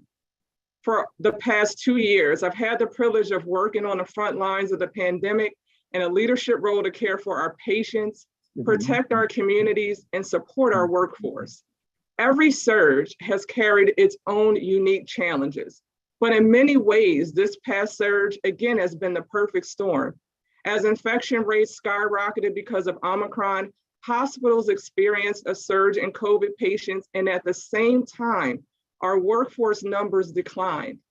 For perspective, in a little over a month, the number of Marylanders hospitalized with COVID increased from 698 on November the 30th to 3,172 on January the 5th. More than a quarter of these patients were cared for in our hospitals. In many of our hospitals, resources were overwhelmed by the volume of emergency department patients, and every single bed was full, while our vacancy and turnover rates increased over the course of 1 year. When the governor declared a new state of emergency on January 4th, there was a sigh of relief. It brought much needed resources and flexibility to the field that helped us manage through this past month. The flexibilities and Ms. Guyton, you only have 2 minutes each, so you want to get to the bill. Thank you so much. So this legislation, Madam Chair, the Senate Bill 407 would allow for many of the same licensure flexibility under healthcare staffing emergency declared by the Secretary of Health, which will prove to be an invaluable resource in a great time of need. I appreciate the committee's time and urge your favorable consideration for Senate Bill 407. Thank you. Thank you. I see Senator Hayes' raised hand. Do you have a question for one of these panelists? Yes, ma'am. Thank you, Madam Chair. My question was for the department. For the most part, there's a lot of testimony in support of this bill, but there's a couple agencies that have expressed support, but with amendments. One in particular that points out is the Maryland Association of County Health Offices, whereas a lot of our local health departments operate different health facilities, and they seem to believe that they've been left out and have asked to be included. I guess for the department, have they had an opportunity to see some of this testimony with the amendments recommended? And is this something that you all have considered or made a decision on as far as our local health departments? Senator Hayes, if okay with you, I can answer that question. Sure. Okay. So we've been working pretty closely with the stakeholders. That includes the hospitals, the nursing homes, other types of healthcare facilities, including the nursing board and the board of physicians. So we're working very closely with them. I think most of the stakeholders are in support of this bill. It's just minor amendments that are kind of tweaking the bill, but I think generally we're in support and we've been working very closely with them. So do you guys support their amendment to include local health departments or no? We'd have to review that, sir, on that one. Yeah. The other question I have is more technical. Like in the bill, there's a category of inactive providers. And I know the pharmacies raised this question. They don't really have a definition of an inactive license. But would inactive also include providers that have had some disciplinary action, thereby rendering them inactive? What fits under that category of inactive? So it would not, and I think that speaks to your point about entertaining amendments from the different stakeholders. The Board of Nursing, for example, introduced that as a possibility, so that's one of the amendments we're considering and we think makes sense, sir. Okay, and then the last question, Madam Chair, is more of a process question, and I don't know if committee staff or someone else can answer it, but this bill gives a lot of authority to the health secretary, and it gives them the ability after the legislation passed to establish regulations. Is it assumed that it would automatically go to the AELR to approve those regulations, or does this bill give the secretary an opportunity to bypass the AELR? So I think that's a very important question. The easy answer is no, it does not bypass the AELR process.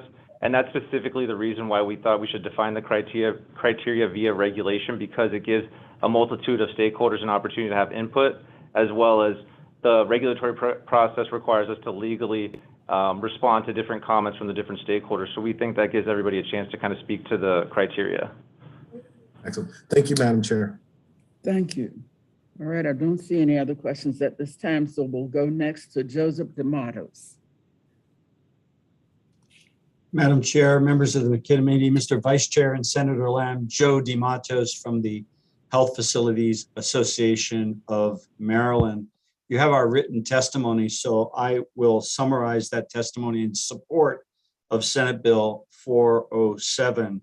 The workforce crisis that we are currently navigating predates the pandemic, from physician to registered nurse to licensed practical nurse to nurses' aides. The nation and Maryland was facing a dramatic workforce crisis, and that crisis was made worse, and there was a bright light shone upon it by the pandemic.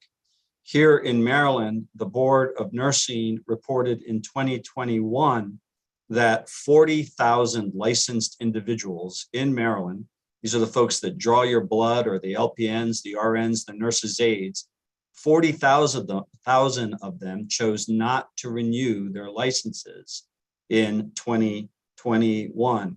And as previous testifiers in support of 407 have said, the most recent surge proved one very important point. In terms of healthcare worker, there isn't a nursing home workforce and a physician office workforce and an assisted living or a hospital workforce. In terms of healthcare in Maryland, there is one workforce, and we're shorthanded right now. We will measure the recovery with regard to workforce issues in years, not in months. And Senate Bill 407 will be one very important tool in our pocket to work on that crisis. As has been previously stated, what Senate Bill 407 does is that it allows the health secretary to make rules, bring them back to the General Assembly, and act in the way, in the case of an emergency, that the governor did with regard to reciprocity, allowing people with expired licenses and new graduates to practice. So for all of those reasons, we request a favorable report of Senate Bill 407 with the amendments, and I'm available now or on this hearing to answer any questions. I thank you very much. All right, I don't see any questions at this time. All right, we're going to Allison Saborowski. Thank you, Madam Chair. I'm Allison Saborowski, President and CEO of Leading Age Maryland, here in support of Senate Bill 407. You have our written testimony, so I will be brief.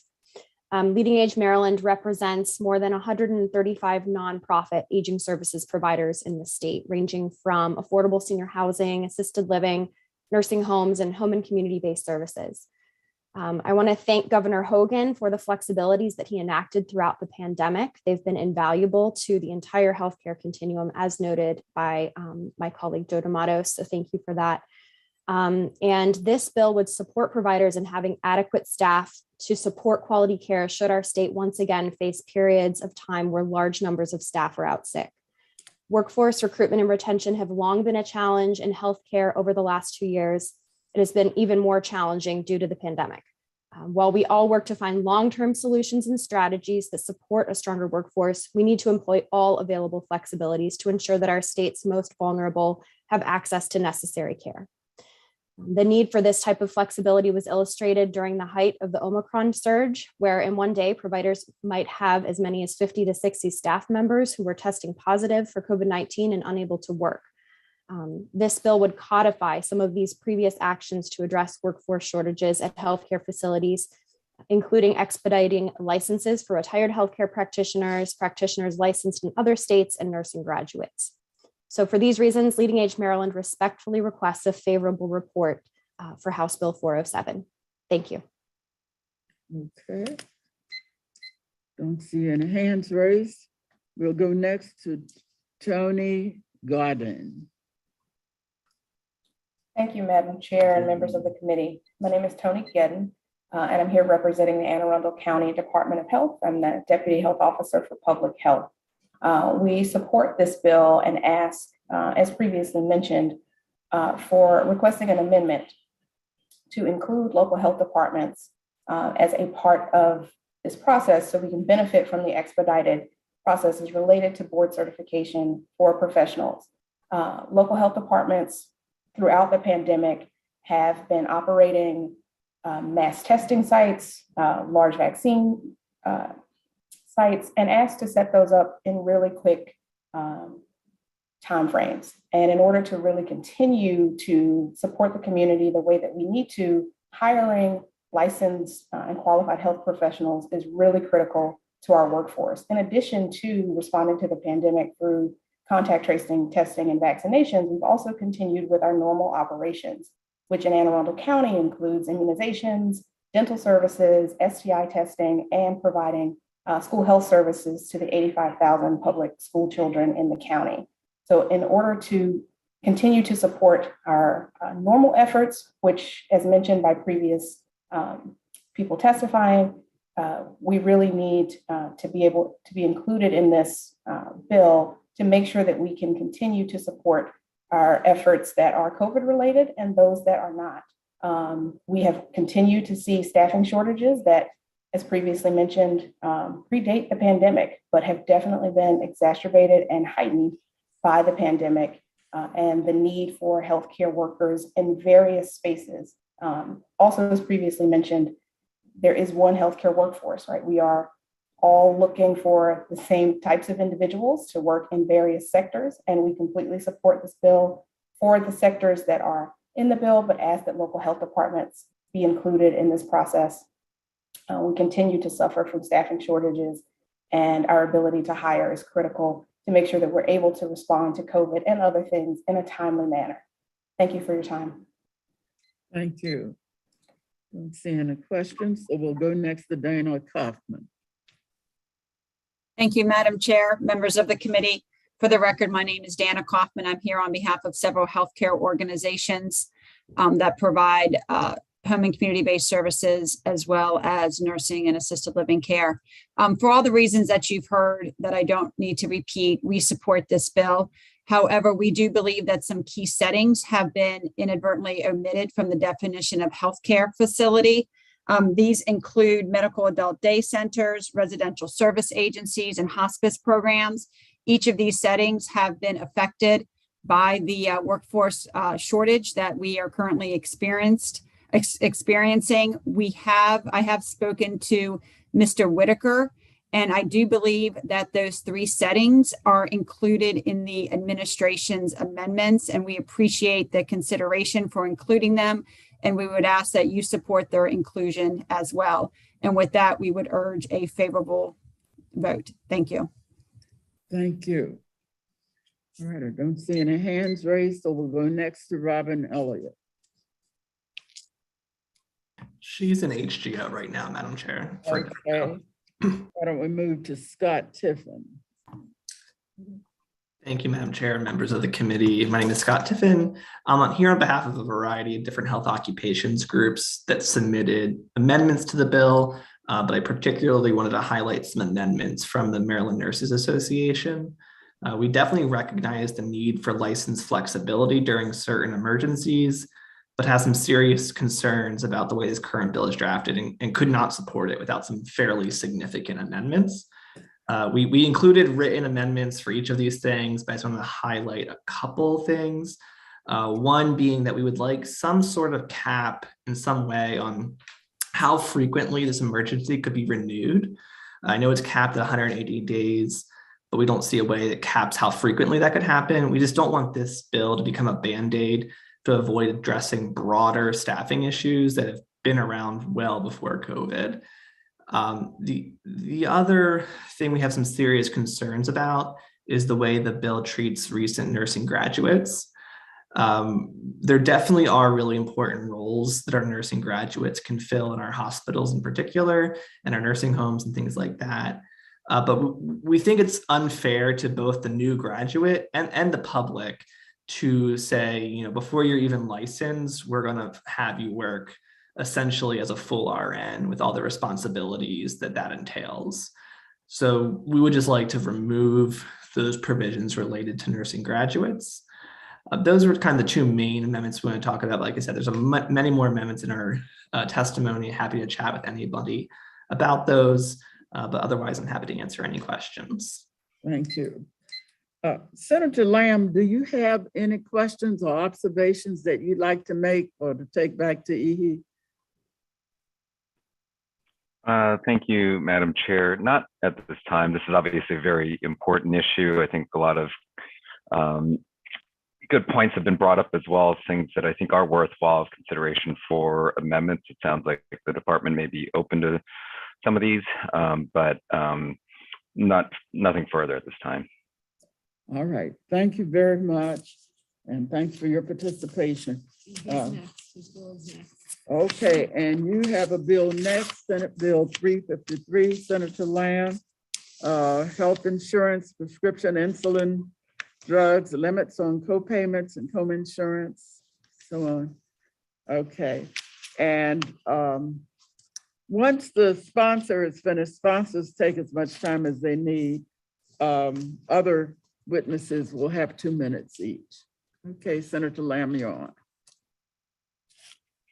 All right, thank you, Madam Chair, members of the committee. For the record, Clarence Lamb, Senator in District 12, here to speak on behalf of Bill SB 353.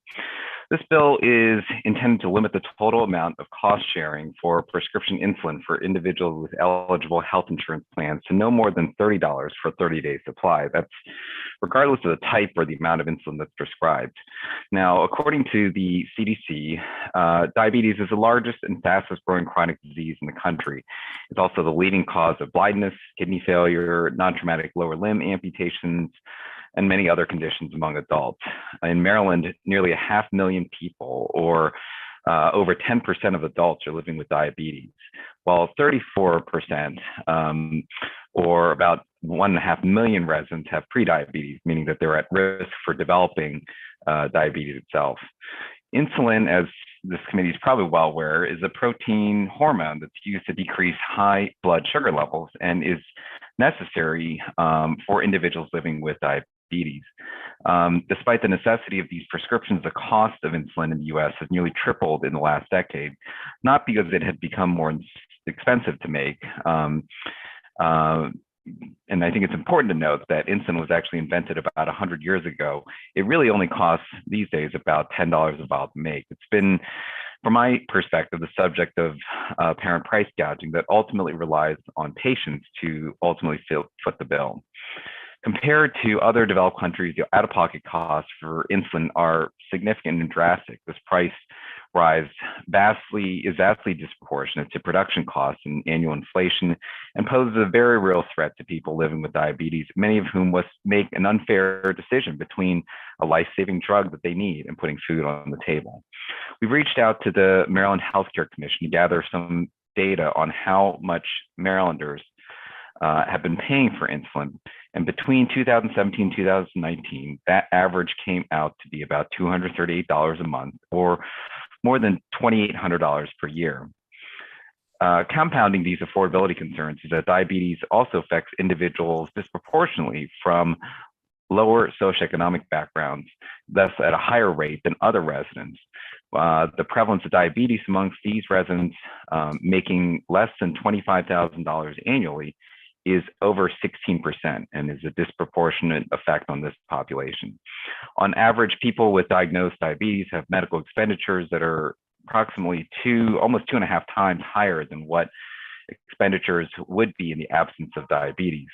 The cost and impact to patients who need diabetes obviously is not trivial. According to a 2018 study, 1 in 4 patients with type 1 or type 2 diabetes have reported using less insulin than they were prescribed by their physician or provider due to the high cost of the drug. A 2020 study on household economic well-being found that nearly 40% of Americans would struggle to come up with $400 in the face of an unexpected expense. Thus, the cost of insulin, which averaged nearly $3,000 a year, significantly impacts these patients and their families. The types of plans that this bill will be able to regulate represents about 17% of commercial product plans that are geared towards the population that's under the age of 65 and not covered by ERISA or by regulations, as well as plans that are self-insured. This would also help individuals who do not qualify for Medicaid and currently have health plans with high deductibles or very high cost sharing. We've already met with the major healthcare providers to go over the bill and discuss how they might be impacted and discuss other potential solutions as well. What we determined is that other solutions in controlling the costs at this time simply are not viable or unable to be advanced further. The opposition, which you'll hear from shortly, will argue that their ability to negotiate lower prices with pharma will be hamstrung by this legislation. But both CareFirst and Cigna have already capped the cost of insulin for their patients and beneficiaries without detriment to their insurance premiums. And I also want to be clear that there is already a $150 statewide cap per month on insulin that was added to the statute in 2020, which was not brought up with us during conversations with the insurance stakeholders. We have introduced a technical amendment to align the initial language that's in the bill that you see there with the language that's already in the statute, so just technical. The opposition will also argue that capping the cost of this one drug will mean that premiums will go up across the entire board. But similar legislation has been passed in many other states across the country, and we have not been provided with evidence that capping the price of insulin itself has affected premiums. These states include Connecticut, Colorado, Delaware, Illinois, Connecticut, Maine, New Hampshire, New Mexico, New York, Texas, Utah, Virginia. Virginia has a $30 cap per month, similar to what's in this bill, as well as Washington State, West Virginia. Texas's cap is as low as $15 a month. So in closing, I would like to thank my colleagues, including Delegates Resnick and Valderrama, who had introduced similar legislation in 2020, who had assisted us with this piece of legislation. And I would also like to thank the committee for this consideration, and my witnesses, who you'll hear from next is Joseph Trier and Drs. Demotowicz and Zilberman. And I respectfully ask for consideration of a favorable report of SB 353. Thank you. Are there any questions for the sponsor? All right. We then will go to Dr. Joseph Trier. Hi, thank you so much for having me. I am not a doctor. I appreciate that designation, but I am a type 1 diabetic, and this piece of legislation directly impacts me and a lot of folks that I'm very close to. I know I only have a couple minutes, but I'd like to give you 3 examples that I think illustrate the importance of this legislation and why I'm fully in support of capping the co-pays for folks who use insulin. So growing up, I came from a lower middle class background, and I, as a kid, didn't really understand, what was going on when my dad maybe switched jobs and my insurance coverage changed.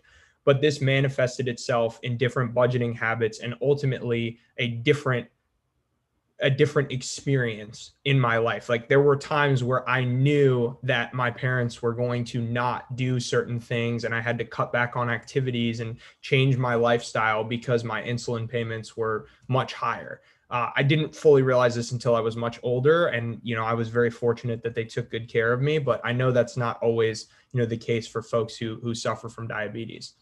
The second example I'd like to give, which I think is a little bit more relevant to today, is I'm fortunate enough to work at a company with excellent health benefits. And one of my best friends who used to be employed by this company was recently let go, as recently as about a year and a half ago. When he was forced to switch jobs, he was put on a different insurance plan, both after he had left the job and when he joined the new one. This insurance plan had a much different copay structure. And given, he was a recent graduate, didn't have a lot of disposable income, he found himself in a situation where he didn't have enough money to pay for his insulin. It was rent or insulin, groceries or insulin. It's a necessity, right? It's like water. I can't choose to not use insulin. It's something I need to do. So myself and other folks who I know through the diabetic community would send him small amounts of insulin when we could. And crowdsourcing, a drug needed to keep yourself alive is probably not the best way to go about, keeping yourself alive. There are definitely much better ways to go about that. So I know I only have 2 minutes. I'll leave you with this. I appreciate the consideration. I think that this bill disproportionately affects folks who maybe come from a more difficult socioeconomic situation. I'd like to acknowledge the privilege that I have, but also say that the state of Maryland is a wonderful state, and I know it as one that really prides itself on taking care of folks across the board. And I think that this piece of legislation fully supports that mantra of the state. So thank you for your time and consideration. And if you have any questions, I'm happy to share more. Thank you. All right, I don't see any hands raised, so you must have done a good job. Okay, all right, let's go to Dr. Michael Zimmerman. Good afternoon, and thank you, Chair Kelly and Vice Chair Feldman, for the opportunity to testify on behalf of the Senate Bill 353.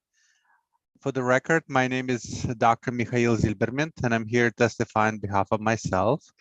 And the views expressed here are my own and do not reflect the policies or positions of Johns Hopkins University or Johns Hopkins Health System where I'm employed.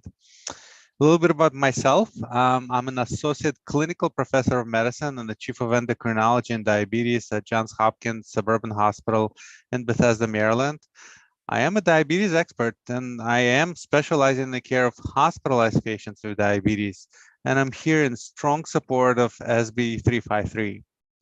One of my patients with insulin-dependent type 1 diabetes like Mr. Trier has, ran out of long-acting insulin and could not afford to buy more. His insurance policy had a high deductible, so he tried to stretch out his insulin and ultimately failed. When he was brought to my hospital, he had a life-threatening condition called diabetes ketoacidosis. He was near comatose. He survived that admission to the intensive care unit, but I'm worried about him and others like him. Remember, insulin is a life-saving medication for millions of people living with diabetes. For all people living with type 1 diabetes, insulin is the only option. It's like air and must be taken every day of their lives. Even skipping one dose of insulin may really jeopardize their care. And without it, uncontrolled diabetes can lead to severe, life-changing complications such as dialysis, heart attacks, strokes, and even amputations. I want to thank the chairs and the committees again for the opportunity to testify. I'm happy to answer any questions, and I strongly urge a favorable report on SB 353. So thank you. Thank you. All right, I see no questions at this time. Dr. Andrew Dimitrowicz. That was perfect. Thank you. So good afternoon. Thank you very much, Chair Kelly, Vice Chair Feldman, and members of the committee for the opportunity to testify on behalf of Senate Bill 353. For the record, my name is Dr. Andrew Dimitrowicz, and I'm here to testify on behalf of myself. The views expressed here are my own and do not reflect the policies or positions of Johns Hopkins University or the Johns Hopkins Health System. A little bit about myself as well, as I'm an assistant professor of medicine and the chief of endocrinology and diabetes at Howard County General Hospital in Columbia, Maryland. I've been in practice for 10 years, average approximately 4,500 patient visits for diabetes per year, and published extensively about diabetes and improving care delivery. And I'm here in strong support of SB 353. As many of you well know, 1 in 10 people in the US have diabetes, which means if you look around this Zoom room, on average, probably 3 people here have diabetes themselves. And probably everybody in this room has either a colleague, a friend, or a loved one who's affected by diabetes. In Maryland, over 500,000 people have diabetes, and over 150,000 people depend on insulin to live. And yet the list price of insulin has nearly tripled in the past 20 years. A Yale study found that 1 in 4 patients ration their insulin, meaning that they take lower doses or skip doses entirely because of the high cost. And as has been mentioned before, this disproportionately affects the most vulnerable populations, including racial minorities and socially disadvantaged people. From my own experience, when I need to start a patient on long-acting insulin, 3 different manufacturers produce the same exact insulin, but insurance often only covers one of them. Here's the rub. I don't know which one. So if I guess correctly, the patient's insulin might be $200, might be $30, might be free. But if I guess incorrectly, the patient might be stuck with a $500 price tag or more. It's like a game of 3-card Monte. Because of chance, I'm wrong more often than I am right. And because many patients require more than one type of insulin at the same time, a lot of times they need at least 2 types of insulin, they could actually be looking at a $1,000 per month price tag. And so I applaud the senators for putting forth this bill. Over 10 states in the US have already passed similar legislation, and Maryland should be at the forefront of improving lives of its citizens. I want to thank the chairs and the committee again for this opportunity to testify, and I'm happy to answer any questions. And I strongly urge a favorable report in SB 353. Thank you so much. Thank you. All right, I see no raised hands, so I assume there are no questions. James Gutman. Thank you, Madam Chair and members of the committee. I'm Jim Gutman. I'm a member of the Executive Council and lead healthcare advocacy volunteer for AARP Maryland. And before my retirement for 25 years, I edited, published, and owned subscription newsletters about healthcare, including several about prescription drugs. I'm also a SHIP prescription drug plan counselor in Howard County. I'm here today representing AARP and its 850,000 members in support of SB 353, and thank Senator Lamb for sponsoring it. You've already heard about the importance of insulin and about the problems caused by the price. I'm not going to go into that. I will note that one of your witnesses on another bill, Christy Fogel, mentioned the problem with diabetic patients going to the ER because they can't even afford their medication. I see things like this when I counsel Medicare prescription drug plan patients, enrollees, but at least they have a $35 monthly copay in some of the prescription drug plans that are offered for Medicare enrollees. In the commercial market, that's not the case. The amounts can be, as you've heard, just staggering, $1,000 at a time if you're in the wrong product at the wrong time. And there has to be something done about this. SB 353 does exactly that. With the $30 monthly copayment that would apply in the commercial market for a 30-day supply of covered insulin products, regardless of whether a state resident has prescription drug coverage via an insurer, nonprofit health service plan, HMO, or regardless whether a PBM is involved. And it also applies regardless of the amount of insulin needed to fill the Maryland resident's prescription. The result of this would be big gains in Maryland residents' ability to stay on insulin as a medication regimen that's needed for their health. It's also vital for older Marylanders that AARP represents, as well as younger ones. And that's why so many states are looking at this kind of thing. For this reason, AARP requests that the committee give a favorable report for SB 353, and we thank you very much. Thank you. All right, I see no raised hands. And finally, Matthew Salentano. Good afternoon, Madam Chair, members of the Senate Finance Committee. My name is Matt Celentano, here today on behalf of the League of Life and Health Insurers of Maryland and AHIP, America's Health Insurance Plans, in respectful opposition to Senate Bill 353. We completely understand why this bill was introduced, and we would never suggest that these life-saving drugs should not be more affordable. But this approach will give Big Pharma free rein to charge carriers whatever they want and increase everyone's premium in the fully insured market. We agree with Senator Lamb that there is a crisis in this country, but we shouldn't need to cap drug prices through legislation. Big Pharma should decrease the prices, especially in insulin. The problem is there, it's just a list charge. The drug was invented for about $2 100 years ago, and the prices skyrocketed to multiple hundreds of dollars a month. With absolutely no new research and development, the drug has not improved. It's the exact same drug. It's because there's no oversight or control on what they charge. Simply, excessive and unreasonable drug prices have fueled this crisis. The carriers believe that insulin is the poster child for the Prescription Drug Affordability Board that you all created a few years ago. There is no drug that highlights the need for a second look on unjustifiable price increases as insulin. And we request that you use the PDAB to focus on insulin instead of this legislation. That being said, if this policy moves forward, you're going to take out the legs of the 5 commercial carriers that have been actively negotiating with the manufacturers to provide their beneficiaries low-cost insulin.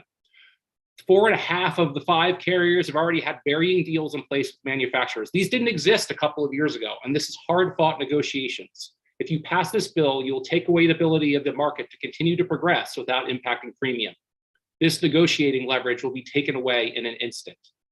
Like I said before, we understand why this bill is here, and we are worried about the impact of the fully insured market with this bill, which is only 18% of the Maryland public would be affected in the insured market with this bill. It will also give Big Pharma a further license to steal. So we respectfully request an unfavorable report. Thank you very much. Okay. I don't see any hands raised. So that ends the testimony on Senate Bill 353. And we're going next to Senate Bill 385, Senator Battle. Senator, you take the time you need to introduce your bill, and each witness will have 2 minutes each. Thank you, Madam Chair. Good afternoon, Chair Kelly, Vice Chair Feldman, and members of the Finance Committee. Senate Bill 385 is a disclosure of medical records. It's a penalty for not disclosing. In medicine, information is critically important. When a patient requests copies of his or her medical records, the patient should be entitled to all information his or her providers recorded about their health. The information should be provided in a timely fashion, and when medical records are incomplete and patients are denied access to them, patients are at increased risk. The current statutory definition of a patient's medical record is circular. Existing law defines medical record as any oral, written, or other transmission in any form or medium of information that is entered in the record of a patient or recipient. In other words, a record is information entered into the record. In part, this bill is intended to clarify this error and update the Maryland statute to reflect the federal statute. As we all know, we communicate all different ways now, by text, by Facebook, pictures that we send to each other. There's a lot of different ways to communicate, and that's what this bill is trying to correct. There are additional reasons for updating current law. First, the existing definition of medical record fails to take into consideration the way modern care is provided. Modern medicine involves the transfer of patient information through electronic means, text, emails, photographs, videos, and electronic documents. Many of this information is exchanged through third-party apps and programs. The current definition of medical record does not require such information to be included in a patient's record because the law does not require it. Healthcare providers do not incorporate significant information exchanged electronically into their patients' medical records. While the information is exchanged through third-party apps, they also claim in litigation that they cannot produce it because they do not have custody or control over the data. This allows for a secret shadow record of communication and decision-making in which the patient is refused access, even if the patient knows that it exists. The law should be updated to provide all information exchanged about a patient's healthcare as part of his or her medical record and is required to be produced upon request. Second, Maryland's definition should be brought up to speed with federal HIPAA regulations, which require healthcare providers to maintain access or audit logs, identifying when the patient's medical record was accessed by whom and what changes to the record were made at the time of access. Maryland's statutory information should provide that such logs are part of the patient's medical record and are required to be produced upon request. And finally, when records are produced, they're often incomplete, forcing the patient to take more time to obtain complete information. There is no recourse built into the law to protect the patient when his or her records are held hostage. The statute should be updated to provide patients a remedy if their medical records are withheld from them unreasonably. Before I introduced this bill, I spoke to a couple of organizations and people in healthcare, and they had no problem with the bill. They thought it was a good idea that patients could access all their medical record.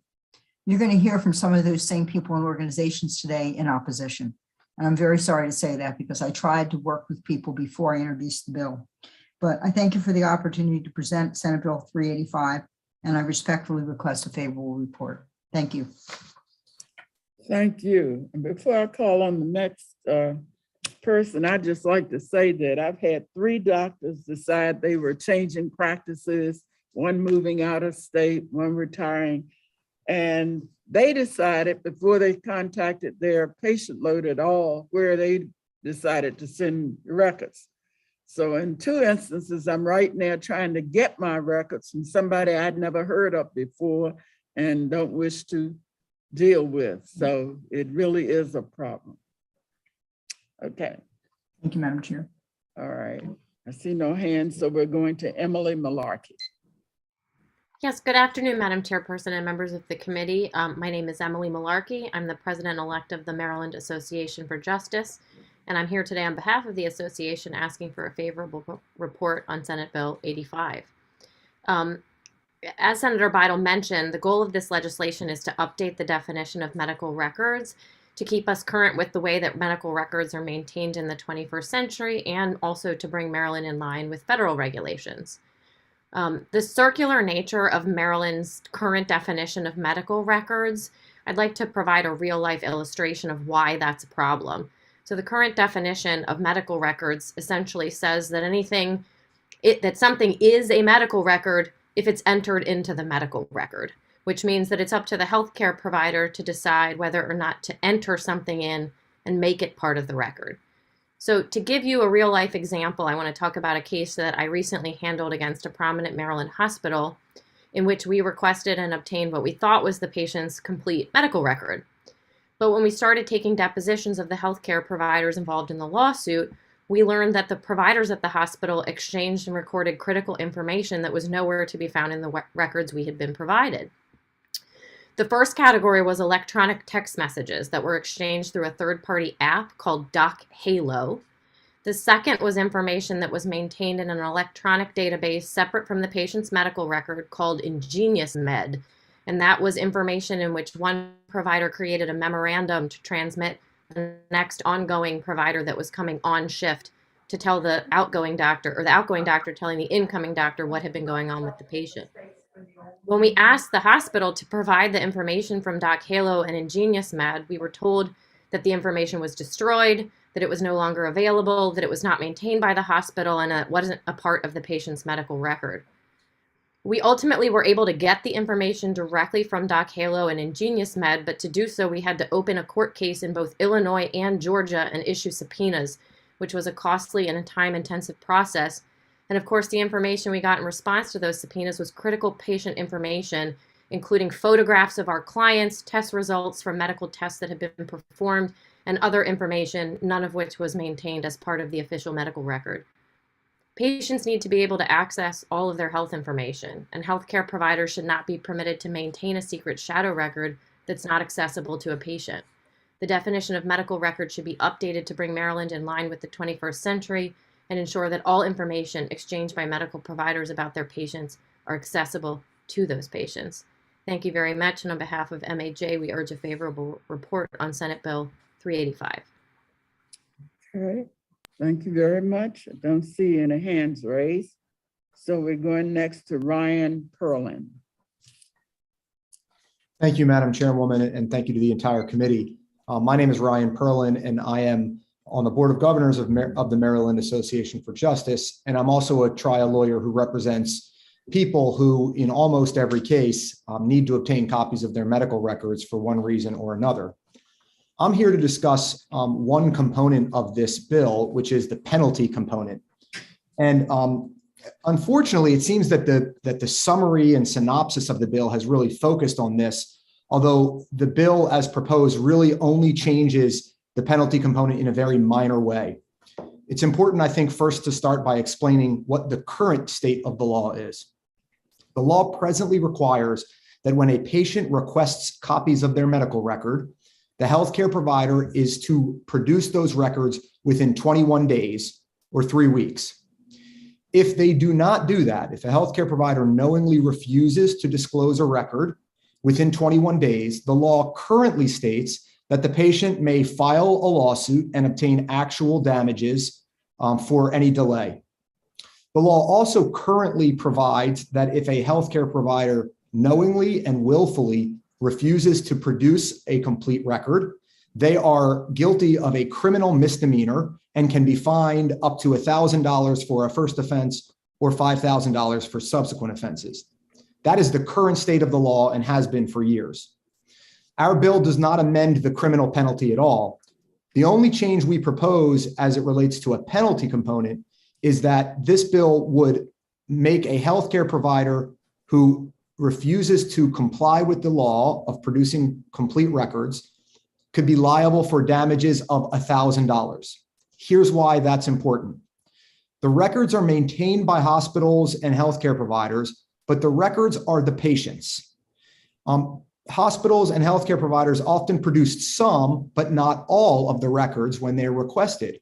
So a process which is envisioned by the legislature to take 21 days often ends up taking months and months, 6 months, 7 months, to finally get the complete record if the full record's not produced. And there has to be a mechanism in place for a patient to enforce this right, which they already have, to get their own records. A lawsuit for actual damages is toothless because a 6-month delay isn't going to cause actual damages. It's simply going to cause inconvenience, frustration on behalf of the patient. So we propose adding a civil penalty of $1,000 where a healthcare provider fails to comply with the current state of the law, which requires complete production of the medical records. That will give patients a mechanism to enforce the right which they already have. For that reason, we urge the committee to return a favorable report on Senate Bill 385. Thank you, Madam Chairwoman.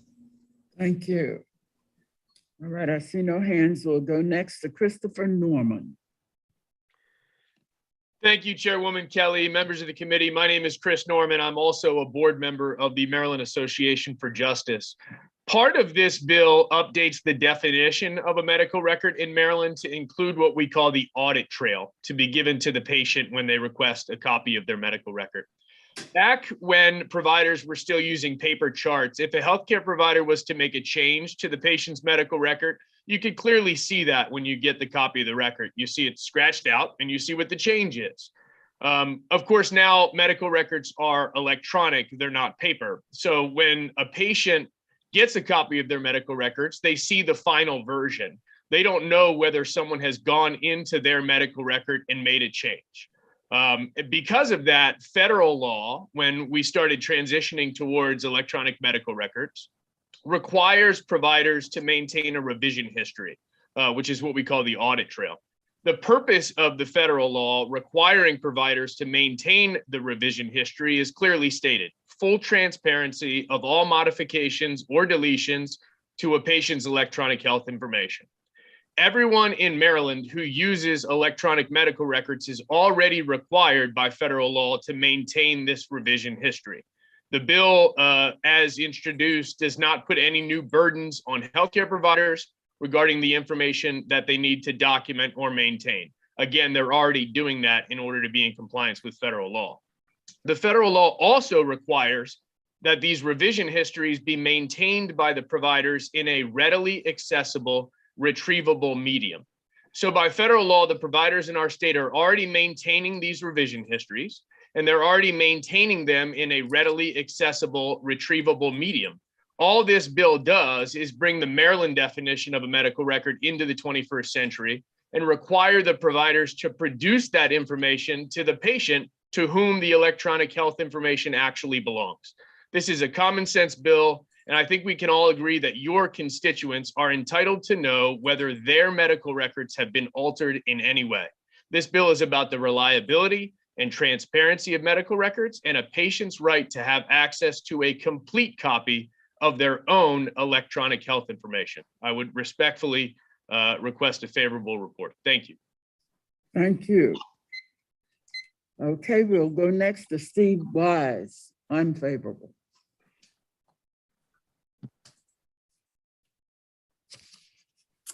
Thank you, Madam Chair. Steve Wise here today on behalf of MedChi, the Maryland State Medical Society. A couple of points with the bill. As we began to look into this, with the notion that this is adjusting the Maryland medical records law to be consistent with the federal HIPAA law, we got conflicting information on that, frankly, that this would actually go beyond what the federal HIPAA law requires. And that is part of the basis of our opposition to it. Which brings me to the broader point that I'd like to make to this committee about the Maryland medical records law, which is we've hit the point now where there are so many inconsistencies and lack of clarity between the Maryland law and the federal law that it is very difficult for practices, particularly small practices, to try to stay in compliance. I've dealt with a number of these bills. Some of the folks, the advocates on the other side, I've said this to. Maryland's medical records law needs an overhaul to bring it into compliance and make it so that people can comply with it. So we'd ask you to consider that as you consider these adjustments. Finally, the language on the penalty, I did a search to see if you could find anywhere else in the Maryland Code a civil penalty for actual damages. I can't find that. There are civil penalties of fixed amounts, but that's not what the bill sets up. As to the criminal penalty of $1,000, I would remind you that requires a much higher burden of proof.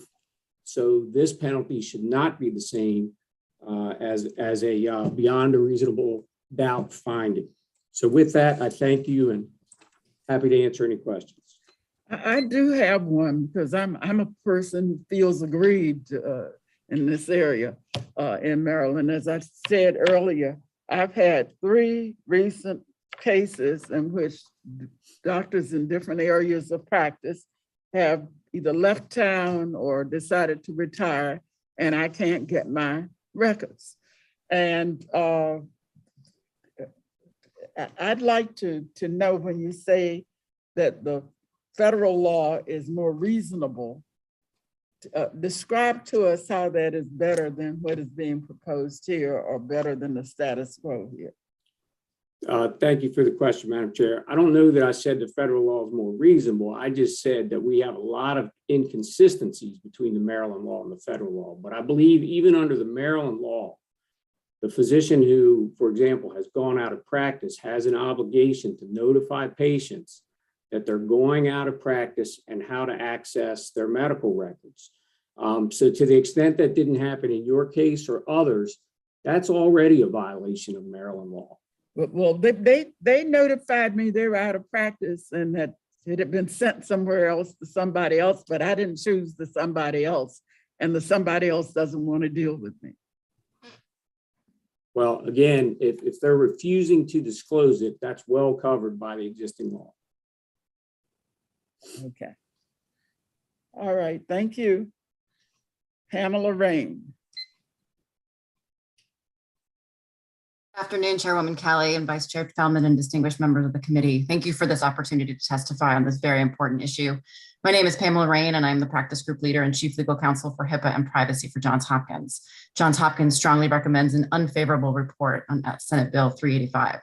I would like to highlight a few points from our written testimony and then respond to some commentary we've already heard today. We agree that patients should have access to all information that is used to make medical decisions about them in their medical record, but this law is much broader than that, and it is not consistent with federal law. Federal law defines a designated record set, which is what a patient is entitled to under HIPAA. What is contained within that designated record set is limited to health information used to make decisions about a patient. That is an important qualifier that is not contained within this proposed definition. This new definition is too broad and could include internal business communications, such as quality improvement communications, which HIPAA explicitly excludes from what a patient is entitled to, because they're afraid that could have a chilling effect on those very important communications. As for including audit logs, this law is also not consistent with federal law. In fact, in 2011, the federal agency OCR proposed a rule that would provide patients with a separate right to request these types of audit logs. Due to the many unintended consequences pointed out by the healthcare industry, OCR withdrew that rule, recognizing that allowing patients access to the audit log failed to provide much benefit to patients while imposing significant burdens and risks on providers and patients. These transmission logs can be tens of thousands of pages in length and sometimes hundreds of thousands of pages for more complex patients. They contain electronic code and other metadata and offer no context for any of the lines of access on the report. As a result, they offer very little value to a patient and can be overwhelming. Overloading the medical record with these massive logs may also adversely impact patient safety and treatment. It will be very challenging for downstream providers to parse through these clinically irrelevant logs to find the pertinent information needed to provide ongoing care and treatment. But we've now, under this bill, would include those logs in the definition of a medical record that has to pass with a patient from provider to provider. Thank you for the opportunity to speak to the committee. Johns Hopkins urges an unfavorable report on Senate Bill 385, and I'd be happy to answer any questions. I don't see any other hands, but I do have one. Would any of the experts, pro or con, be willing to sit down if Senator Bottle wanted to establish a work group to spend a few hours to make sure that what is doable to get a better outcome than now exists for Maryland patients could be done? Absolutely. And I would say that if we can actually bring Maryland law in alignment with HIPAA, we would be very much in favor of that. We agree there is unalignment, and as the previous commentator noted, there is confusion because of that. We'd like to see more alignment, but unfortunately this bill does not achieve that. But you do agree it would be worthwhile and it ought to be available to patients to have the records that they need, which are of their own history of treatment. Well, we would argue that under federal law, they have that right already. And so if there are concerns with how providers are implementing federal law, there are recourses for that. Okay, thank you. All right, Michael Patty. Thank you, Madam Chair. Michael Patty, now with the Maryland Hospital Association in opposition of Senate Bill 385. The Hospital Association is always available to sit down with Senator Bidle to participate in a work group. I just want to reiterate some of the comments that have been said, that this will really flood what is currently considered a medical record with just irrelevant information really related to the patient's treatment conditions, and that is easily understandable. These audit logs, they're not going to be easily understandable by a layperson. Their code, their Excel spreadsheets. And I just want to highlight that what you're getting today is a record that helps you with your care and your treatment. What you could get if this bill were to go into effect would be hundreds to thousands of pages of information that wouldn't be relevant to you. Hospital staff would be then needed to explain to you what these documents are, since you would really lose the core essence of what a medical record is and how it's related to your care. I'll end my comments there and just reiterate that the bill as drafted, we'd urge an unfavorable report. Do you know of any state that has moved in a positive and reasonable way that's workable with regard to this issue? I do not know. I can certainly look into that and follow up with you. Okay. Any other questions? All right, Kyle Probst. Yes, thank you, Madam Chair and members of the Senate Finance Committee. I appreciate the opportunity to speak before you today on Senate Bill 385. Kyle Probst, and I'm Deputy General Counsel and Director of Government Relations for SciOx Health.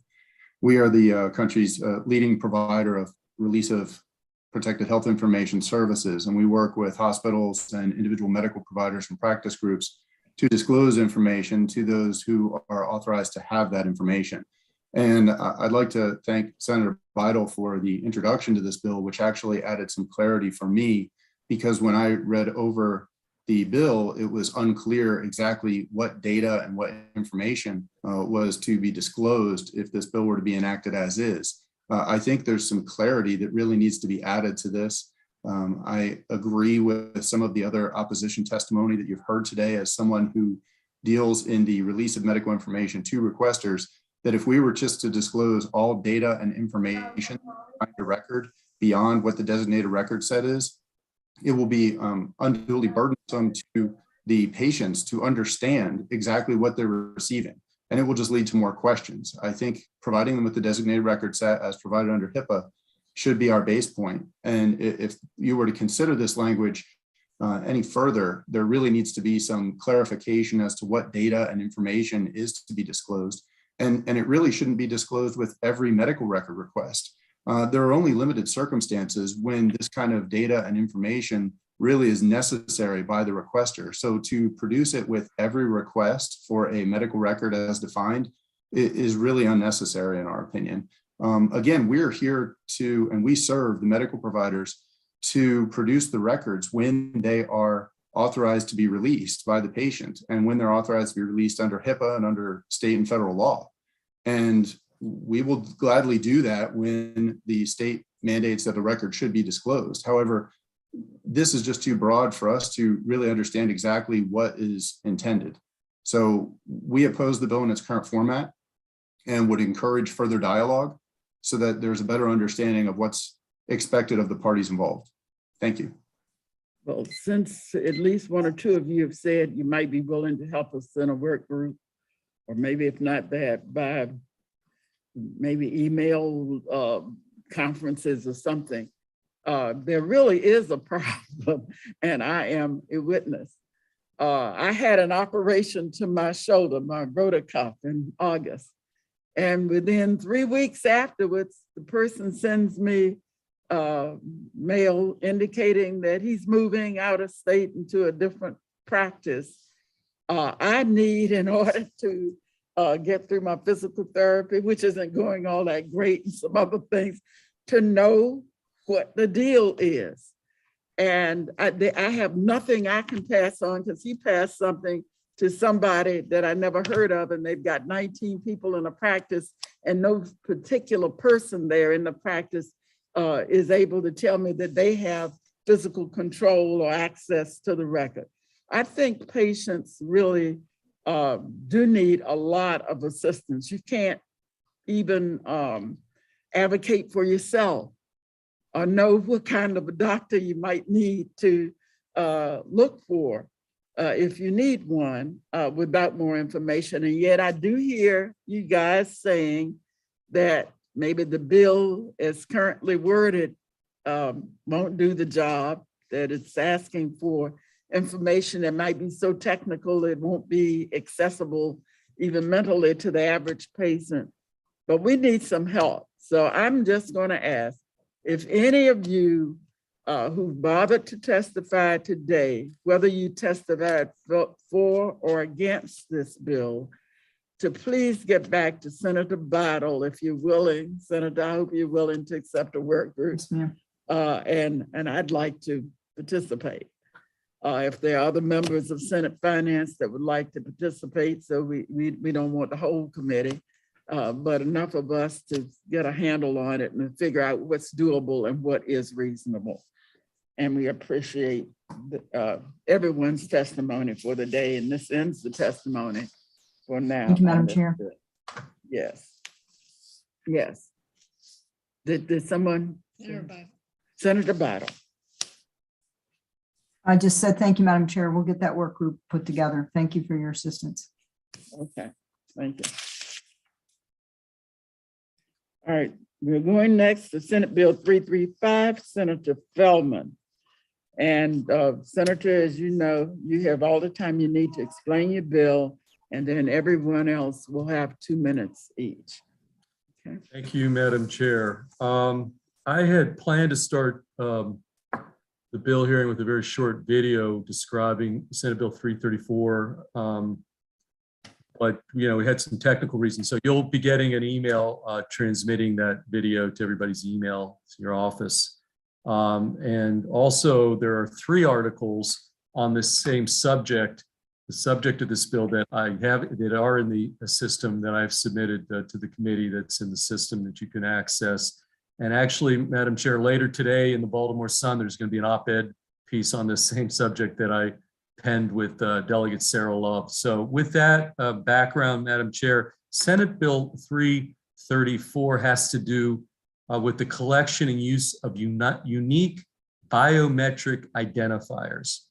And when I say biometric identifiers, we're talking things like fingerprints, facial recognition scans, retina, iris scans, scans of your hand, all of which are being used increasingly for a variety of reasons and for a variety of purposes, ranging from car manufacturers determining who's driving a car, to Apple using your fingerprint basically to unlock your phones. Online banking, Madam Chair, you know, you're on the bank board. We're moving away from old style traditional passwords. So biometric information, which is unique to you, is being used increasingly. So currently in Maryland, businesses can collect these identifiers without our consent at all. And there are simply no rules, no guardrails whatsoever regarding how those businesses can retain that information, what they can do with them, whether they can sell them. And I will say that these technological advances have a lot of benefits. They are important. We're not going backwards, we're going forward. And in many cases, security and otherwise, I think there's a tremendous number of benefits over traditional passwords, for example. If you remember last year, we had a bill, I think it was Senator Kagan, the use of your maiden name to access your bank account. So those old traditional passwords are a thing of the past. So these advances are important. On the other hand, these technologies do present a whole range and variety of privacy protection security concerns. And this is an important national topic. And I'd like Maryland to be a national leader in this space. So I am pleased that a majority of this committee have already signed on to the bill as co-sponsors, Senator Augustine, Kramer, Hayes, Klausmeyer, and Benson. And I hope to get the rest of you too by the time we vote. So not sure how many of you have ever received a notification alerting you to the fact that somebody has stolen your password or bank information. But whether or not you've had that experience, think about how you felt or how you would feel with biometric identifiers. The consequences there are even more permanent and more permanent in many ways. Unlike a credit card or a social security number, your biometric data can't be changed. It can't be revoked. It can't be reissued. Our stolen biometric identifiers can be used then to get access to sensitive accounts, cell phones, and much more. Once the identifiers are out there, it is gone. You can't get them back ever. So in 2015, for example, hackers stole 5.6 million fingerprints from the federal government. A few years later, there's a company, PayByTouch, had 3.7 million fingerprints linked to financial accounts. Company went bankrupt. And these fingerprints linked to financial accounts were considered assets that could actually be sold out there during the bankruptcy proceeding. To make matters even worse, Madam Chair, members of the committee, study after study has revealed serious flaws and biases in the facial recognition technology. These flaws pose particularly threats to people of color, women, and members of certain other groups who are more likely to be misidentified, which can have all kinds of consequences, result from false arrests to wrongful exclusion from a business. So here's a couple of studies. A study by Harvard found that face recognition technology was 34% more likely to make an error when identifying Black and Latino women than a lighter skinned male. Another study in 2019 by the federal government found that facial recognition systems found that Asian and Black people were 100 times more likely to be misidentified than white men, depending on the particular algorithm and type of search. So there's clearly a racial equity component to this whole conversation. I mentioned earlier 3 articles. One is from the Washington Post, November 2021. It's not just customers, it's employees. In the November 2021 Post piece that's in the system that you can take a look at, It highlights the companies install facial recognition on computers to watch their employees' productivity. This technology has proven to be, could be highly discriminatory and countering frequent errors, particularly again when scanning people of color because of the biases I mentioned earlier. Customers, not just customers, so we're dealing with companies having access to the biometric information of their employees without their consent, without their express consent. A second article is a Fox News article talking about a 14-year-old girl who was thrown out of a skating rink and banned for allegedly getting into a brawl at the rink because of the rink's facial recognition misidentification of her. And finally, this past Sunday, Madam Chair, in the Washington Post editorial board, there is an editorial piece in response to an announcement by the IRS that they were looking into forcing every American who wants access to their taxes online to record a selfie of themselves and submit facial recognition to verify their identity. And the Washington Post said, hold on. And they said, here's the quote, cutting down on fraud is a worthy goal, but facial recognition should not be introduced without clear guardrails about the data. Right now, there are no federal laws on the books. One day later, the IRS announced after this Post piece, this is just this week, that they're pulling the plug on that idea that you're going to have to take a selfie of yourself. So in Senate Bill 335, we're beginning to protect people's right to privacy by establishing some very, very basic guardrails for how companies can collect and use Marylanders' biometric identifiers. To be clear, and this is really important, this bill does not, I repeat, does not ban the use of biometric identifiers. It simply puts some guardrails in place regarding their collection and use. So the bill bans businesses from collecting, trading, or selling a person's biometric identifiers without their affirmative consent. Number two, it requires businesses to delete Marylanders' biometric identifiers 1 year after the individual's last interaction with the business or upon the individual's request, and requires certain safeguards against unauthorized disclosure when individuals' data is collected, stored, and used. In other words, you can't hold on to this information forever. You've got to have a retention schedule and policies for at some point destroying this very unique sensitive information. Third, it prohibits companies from disclosing or sharing an individual's biometric identifiers except under very specific circumstances as required by law. And next, prohibits a company from being able to condition the sale of their service or product to you in exchange for the collection of a biometric identifier. In other words, unless you give me that biometric identifier, I'm not doing business with you, or you'll have to pay more. That under the bill, that's not going to be allowed. And finally, Madam Chair, it does give Marylanders a private cause of action to sue companies that unlawfully collect, keep, or sell those biometric identifiers. So in a nutshell, Senate Bill 334 is designed to ensure that everyone in Maryland has control and autonomy over their very own unique biometric identifiers, while still allowing all those who want to use these technologies, business included, the ability to do so, but it does require companies to get folks' consent before collecting, selling your biometric or my biometric information. Now, let me just address very, very briefly the opposition. So breaks into 2 or 3 different categories. First, there's sort of just generic opposition that regulating in this place will make our society less safe. Not true at all. First of all, again, nothing in this bill bans the use of these technologies. If a company uses fingerprint technology, for example, for access by employees, the employees will give their consent. Fingerprints will be on file. Unauthorized folks trying to access a building or get into the system won't be allowed to enter. You still use security cameras. So this generalized opposition based on that, I think is very weak. Another one, like we hear in a lot of bills, let's wait for the federal government. We need all 50 states to do the same laws.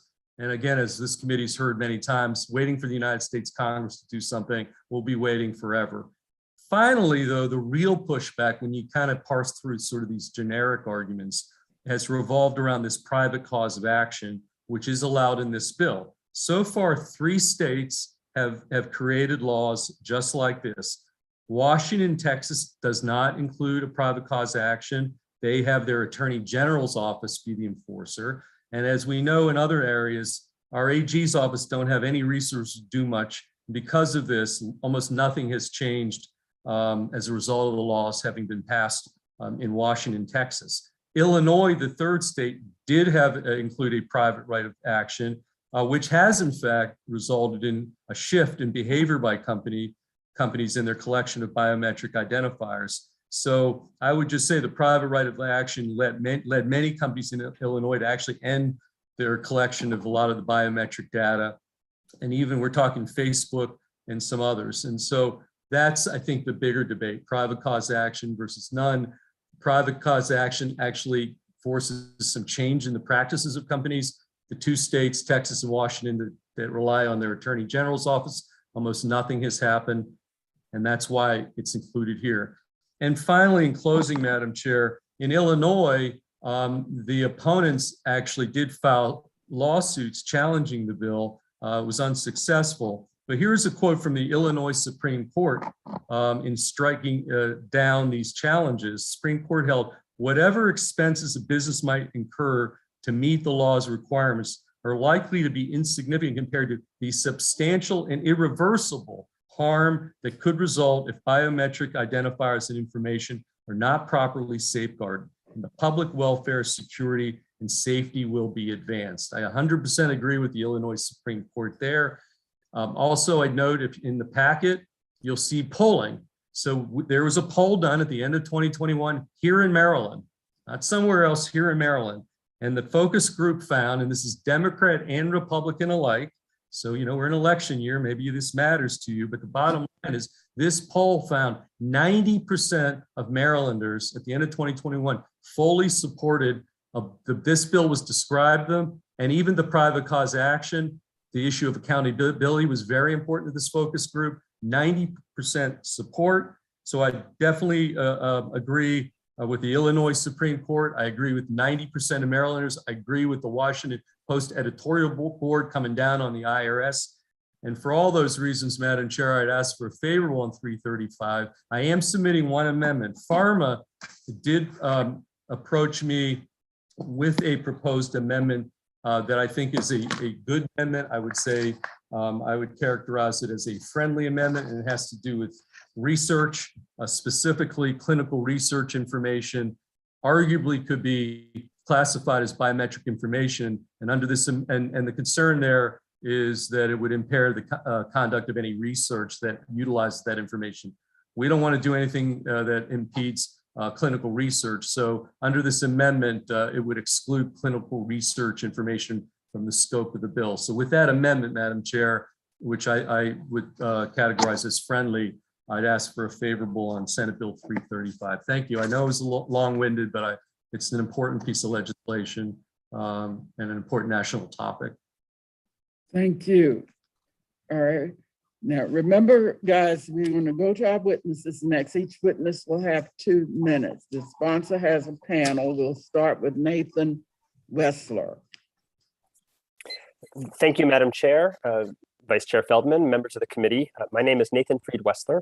I'm a Deputy Director of the National ACLU's Speech, Privacy, and Technology Project, where my work has included litigation under the Illinois Biometric Information Privacy Act.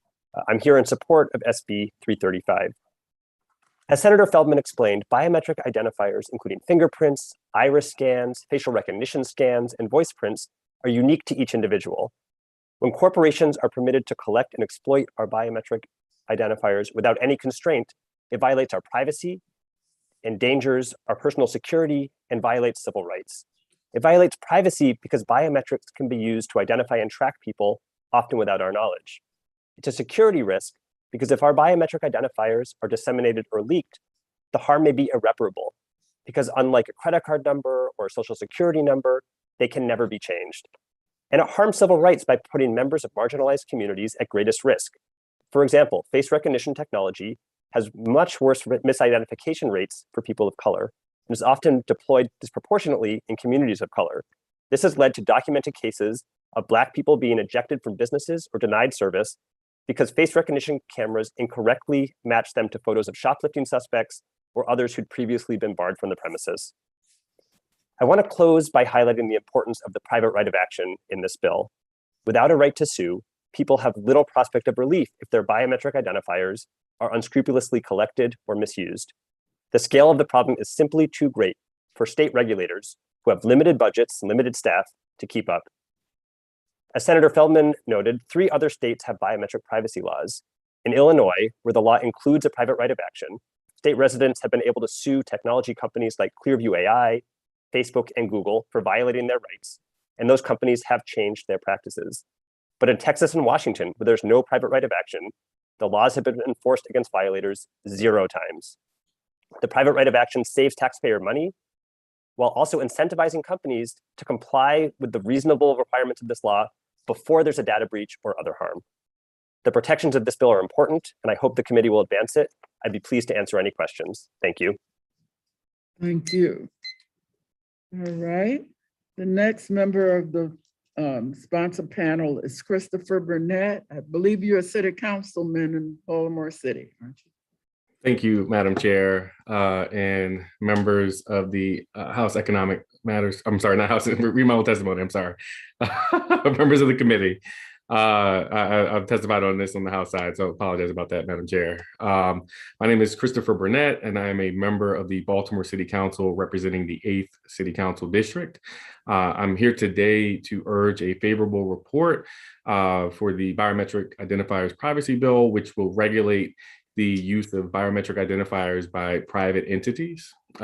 In 2021, I served as the primary sponsor of Council Bill 21-001, Surveillance Technology in Baltimore, which with the support of my colleagues, placed a moratorium on the sale and heavily regulated the use of facial recognition technology in Baltimore City. We took this critical step after important questions were raised about the technology deployed by both the public and private sector. We did this to ensure that we had adequate time to establish oversight to its uses, promote transparency on how it's deployed, and to protect the rights and civil liberties of the citizens of Baltimore. Our office conducted an extensive analysis of the latest research on the development and deployment of facial recognition which is a related biometric technology and its use in the community. And what we learned is that many of these tools have technical limitations that can and have amplified the harm of Black people and nearly all people of color, Indigenous people, the elderly, gender non-conforming people, people living with disabilities, and our youth. Implicit bias in this technology is why I'm asking this body to join jurisdictions across the country to regulate the use of biometric technology to protect communities of color from unjust actions from law enforcement and private companies. Additionally, concerns have been raised by subject matter experts and privacy advocates about capturing, storing, and the potential sale and distribution of biometric data collected by businesses in the private sector and governmental agencies.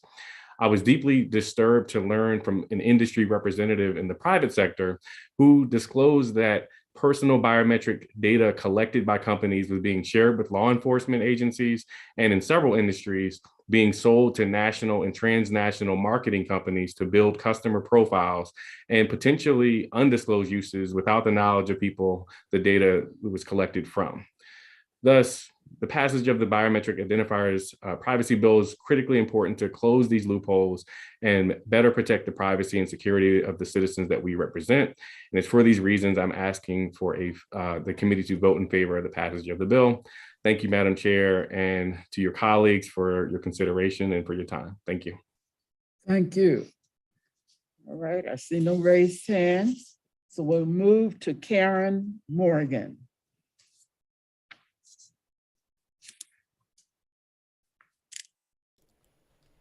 Good afternoon, Chair Kelly, Vice Chair Feldman, members of the Senate Finance Committee. For the record, my name is Karen Morgan, and I'm a member of the Executive Council for AARP in Maryland.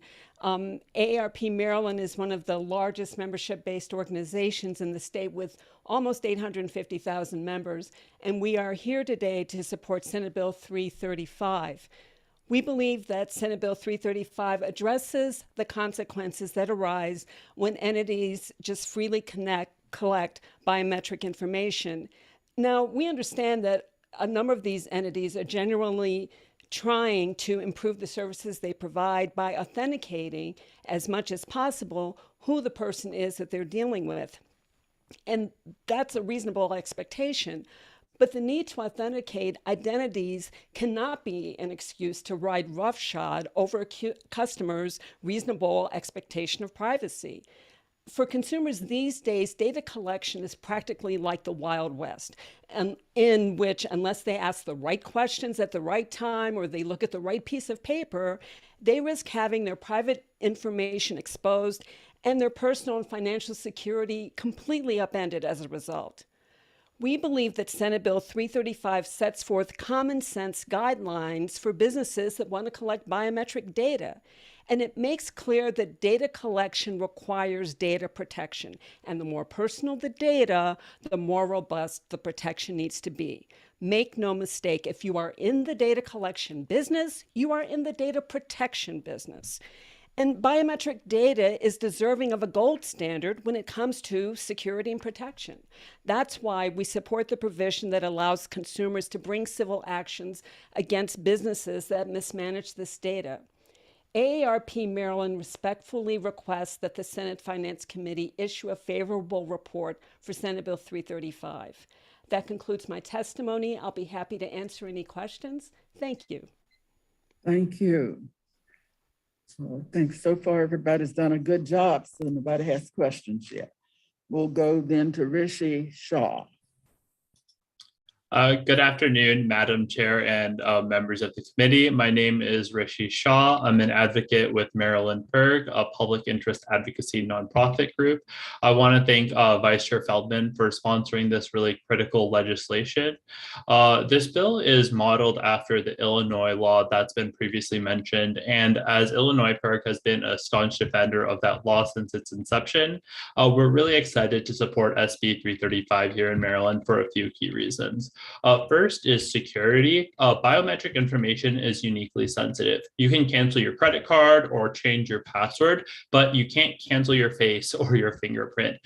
So the breach of biometric data puts the victim at a unique lifelong risk of identity theft. Second is privacy. Marylanders should know who is collecting and commercializing information created from the stuff our lives are made out of. We should be able to opt into and be able to easily opt out of any program that uses pervasive or intrusive surveillance.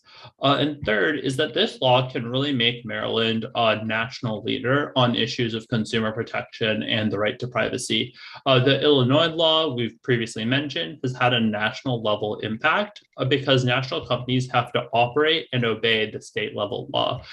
For example, last November, Facebook announced it was shutting down its facial recognition technology throughout the country. And a large part of that was because of lawsuits made specifically under the Illinois law and in Illinois.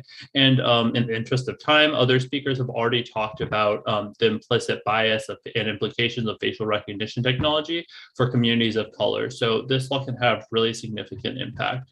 For all of these reasons, we request a favorable report. Thank you. Thank you.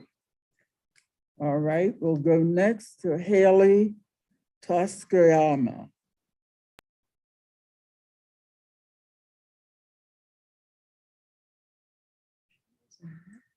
Are you, you must be muted. Hello, is that better? Yeah. So sorry about that. Good afternoon, and thank you for the opportunity to speak today. I'm Haley Tsukayama of the Electric Frontier Foundation, a digital civil liberties nonprofit that represents more than 35,000 active donors and members across the country, including in Maryland. We also respectfully ask you for a favorable report on this bill. I'm here specifically today to talk about the need for strong enforcement and strong privacy laws. Laws are often only as good as their penalties, and people should be able to protect their own privacy without relying on the workload or political will of a regulator, and so we are happy to see this bill include a private right of action. Some argue companies will face suits for minor compliance violations with BIPA laws, but these arguments often display a misunderstanding of the sensitivity of this data. There's nothing trivial about, for example, not providing notice of biometric collection, for no one can understand the full risks sharing such sensitive data presents without knowing it happens in the first place. Overall, we believe people should be able to choose which companies they trust with their biometric information, and that companies, no matter their size, that make the decision to collect this information should recognize the responsibilities inherent in doing so. They must also be held accountable for actions that break that trust. There's a long history of including private rights of action in privacy law, including in federal laws on wiretaps, stored electronic communications, video rentals, driver's licenses, credit reporting, cable subscriptions, as well as laws addressing clean water, employment discrimination, and access to public records. Consumer privacy is no less important than these issues and should be treated no differently. As others have mentioned, for 14 years, Illinois' BIPA with its PRA has proven one of the country's most effective privacy laws for holding companies accountable. In 2021, Facebook settled a lawsuit with its Illinois users for $650 million after it collected face prints without their consent in violation of BIPA. But as Senator Feldman and Nate Wessler noted, the people of Texas, which passed a very similar law in 2009 without a private right of action, received no such remedy for privacy violations, even though Facebook acted the same in Texas as it did in Illinois. We are so encouraged to see Maryland recognize the harms presented by overbroad data collection, particularly information as unique and immutable as biometrics. And so we urge you to protect perhaps this most important key to its effectiveness, the private right of action. Thank you so much. Thank you. All right, we'll go next to Hannah Abrams. Thank you, Chair Kelly, Vice Chair Feldman, and committee members. My name is Hannah Abrams, and I'm an Assistant Attorney General in the Consumer Protection Division of the AG's office. Thank you for letting me speak today. I'll try to be brief and not repeat the points that my colleagues have articulated before me, but they were all very good points. First, the private sector is collecting biometric data. In some cases, consumers are aware of the collection, like when you use your facial recognition or fingerprint to unlock your phone. But there are many instances where the consumer isn't even aware that private companies are using their biometrics. This is happening this could happen anywhere. At the House hearing, the retail stores stated that they are not using this capability, for example, to track shoppers with facial recognition. But the issue is not whether they are or are not using it, but rather that they can use it. Right now, nothing is stopping businesses from collecting and saving, even selling your biometrics. There's very little regulation in this area. Because of the importance of biometric data, numerous states have passed legislation protecting it, including, as we said, Illinois, Texas, Washington, California, as well as large cities like New York City. Like the Illinois law and the law passed last year in New York City, SB 335 provides for a private right of action. You may hear horror stories from the opponents about litigation that is currently occurring or has occurred as a result of that private right of action in Illinois. But it is not demonstrative of what will happen in Maryland necessarily. Illinois passed the law in 2008, and companies effectively ignored it for 10 years while collecting biometrics without consumer knowledge. Once the public became aware of that, the companies like Facebook were collecting their data, there was a flurry of lawsuits, and that led to very large settlements given the expansive time and extent to which this data was collected. I'd also like to highlight one important aspect of the bill, that it requires businesses to implement and maintain a destruction policy. Limiting a business's ability to retain the information increases the data security and reduces the likelihood that it will be stolen in a breach. Given the number of breaches that we see on a daily basis, this is extremely important. SB 335 allows businesses to use biometrics, but at the same time, it increases transparency and consumer choice, as well as data security. Because biometric technology captures a single unique identity, there should be a framework that limits how companies can use it. This bill does that. The Office of the Attorney General urges a favorable report. Thank you. Thank you. Okay, we'll go next to David Edelstein. Hi, good afternoon, Madam Chair, Vice Chair Feldman, and members of the committee. For the record, my name is David Edelstein, and I'm a constituent of Senator Feldman and a Carnegie Mellon-trained IAPP certified privacy expert. I support this bill with amendments. SB 335 is a commendable effort to safeguard the biometric information of Marylanders against misuse by private entities. It is modeled closely after Illinois' BIPA, Biometric Information Privacy Act, which since 2008 has protected Illinois citizens' personal information. However, SB 335 fails to remedy two flaws with BIPA. First, BIPA neglects to specify a statute of limitations, leading to muddled court rulings that give some provisions a longer statute of limitations than others. SB 335 should explicitly provide a statute of limitations. Secondly, BIPA does not classify genetic information as biometric, but rather as confidential and sensitive information, which is not granted additional protections by the law. SB 335 should include genetic information under its definition of biometric identifiers. SB 335 makes many improvements on BIPA, such as including the processors of biometric data as well as the collectors, and allowing deletion requests. But not all its changes are positive. SB 335 should be brought in line with BIPA by requiring, prior to collection, disclosure of the categories, purposes, and period of retention of the biometric data. Similar to the non-discrimination provision of CCPA, the California Consumer Privacy Act, SB 335 forbids offering reduced service or higher prices to people who decline to share their biometric information or otherwise exercise their rights under the law. It would aid in compliance if, similar to CCPA, SB 335 were changed to allow increases in price or reductions in service that are directly related to the value of the biometric data. With these amendments and some more minor ones I outline in my written testimony, I urge a favorable report on SB 335. I'd be happy to answer any questions. Thank you. Thank you. I have one. Does the sponsor know where to find you if he wants to get more information about some of your proposed amendments?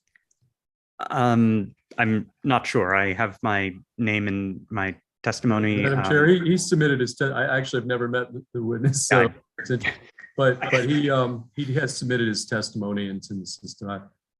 Okay. And he knows how Thank to. you. Okay, thank you. Sounds good.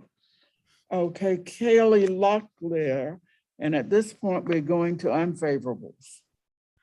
Good afternoon, honorable members of the committee. For the record, my name is Kaylee Locklear. I'm here on behalf of the Maryland Retailers Association in respectful opposition to this bill. Although we believe the bill is well-intentioned and our members do respect consumer privacy, we have concerns with the bill. I want to be sure to thank the sponsor for the exclusions for signatures as well as photographs and video, as they are critical in combating different forms of theft for our members. Just a couple of things. And you'll hear other folks testify about this as well, and I'm glad to go into more detail. But the bill mimics problematic provisions from the Illinois law you've already heard about, including that private right of action. Very concerning for members. Over 1,000 cases have been filed, so that's a very real concern for us. There are still overly broad terms that do not reflect the current online universe. And there is not a wider exemption included in the bill for fraud and security purposes to protect, for instance, sensitive buildings or accessing sensitive consumer information where biometric identifiers are used to provide the highest level of security possible. We urge the committee to take a look at these problematic areas of the bill. We're always glad to work with you. But as of now, we would ask for an unfavorable report. Thank you. So you guys are unfavorable about some of the best aspects of the bill, right? So yes. People have protection. Okay. All right. Carl Szabo.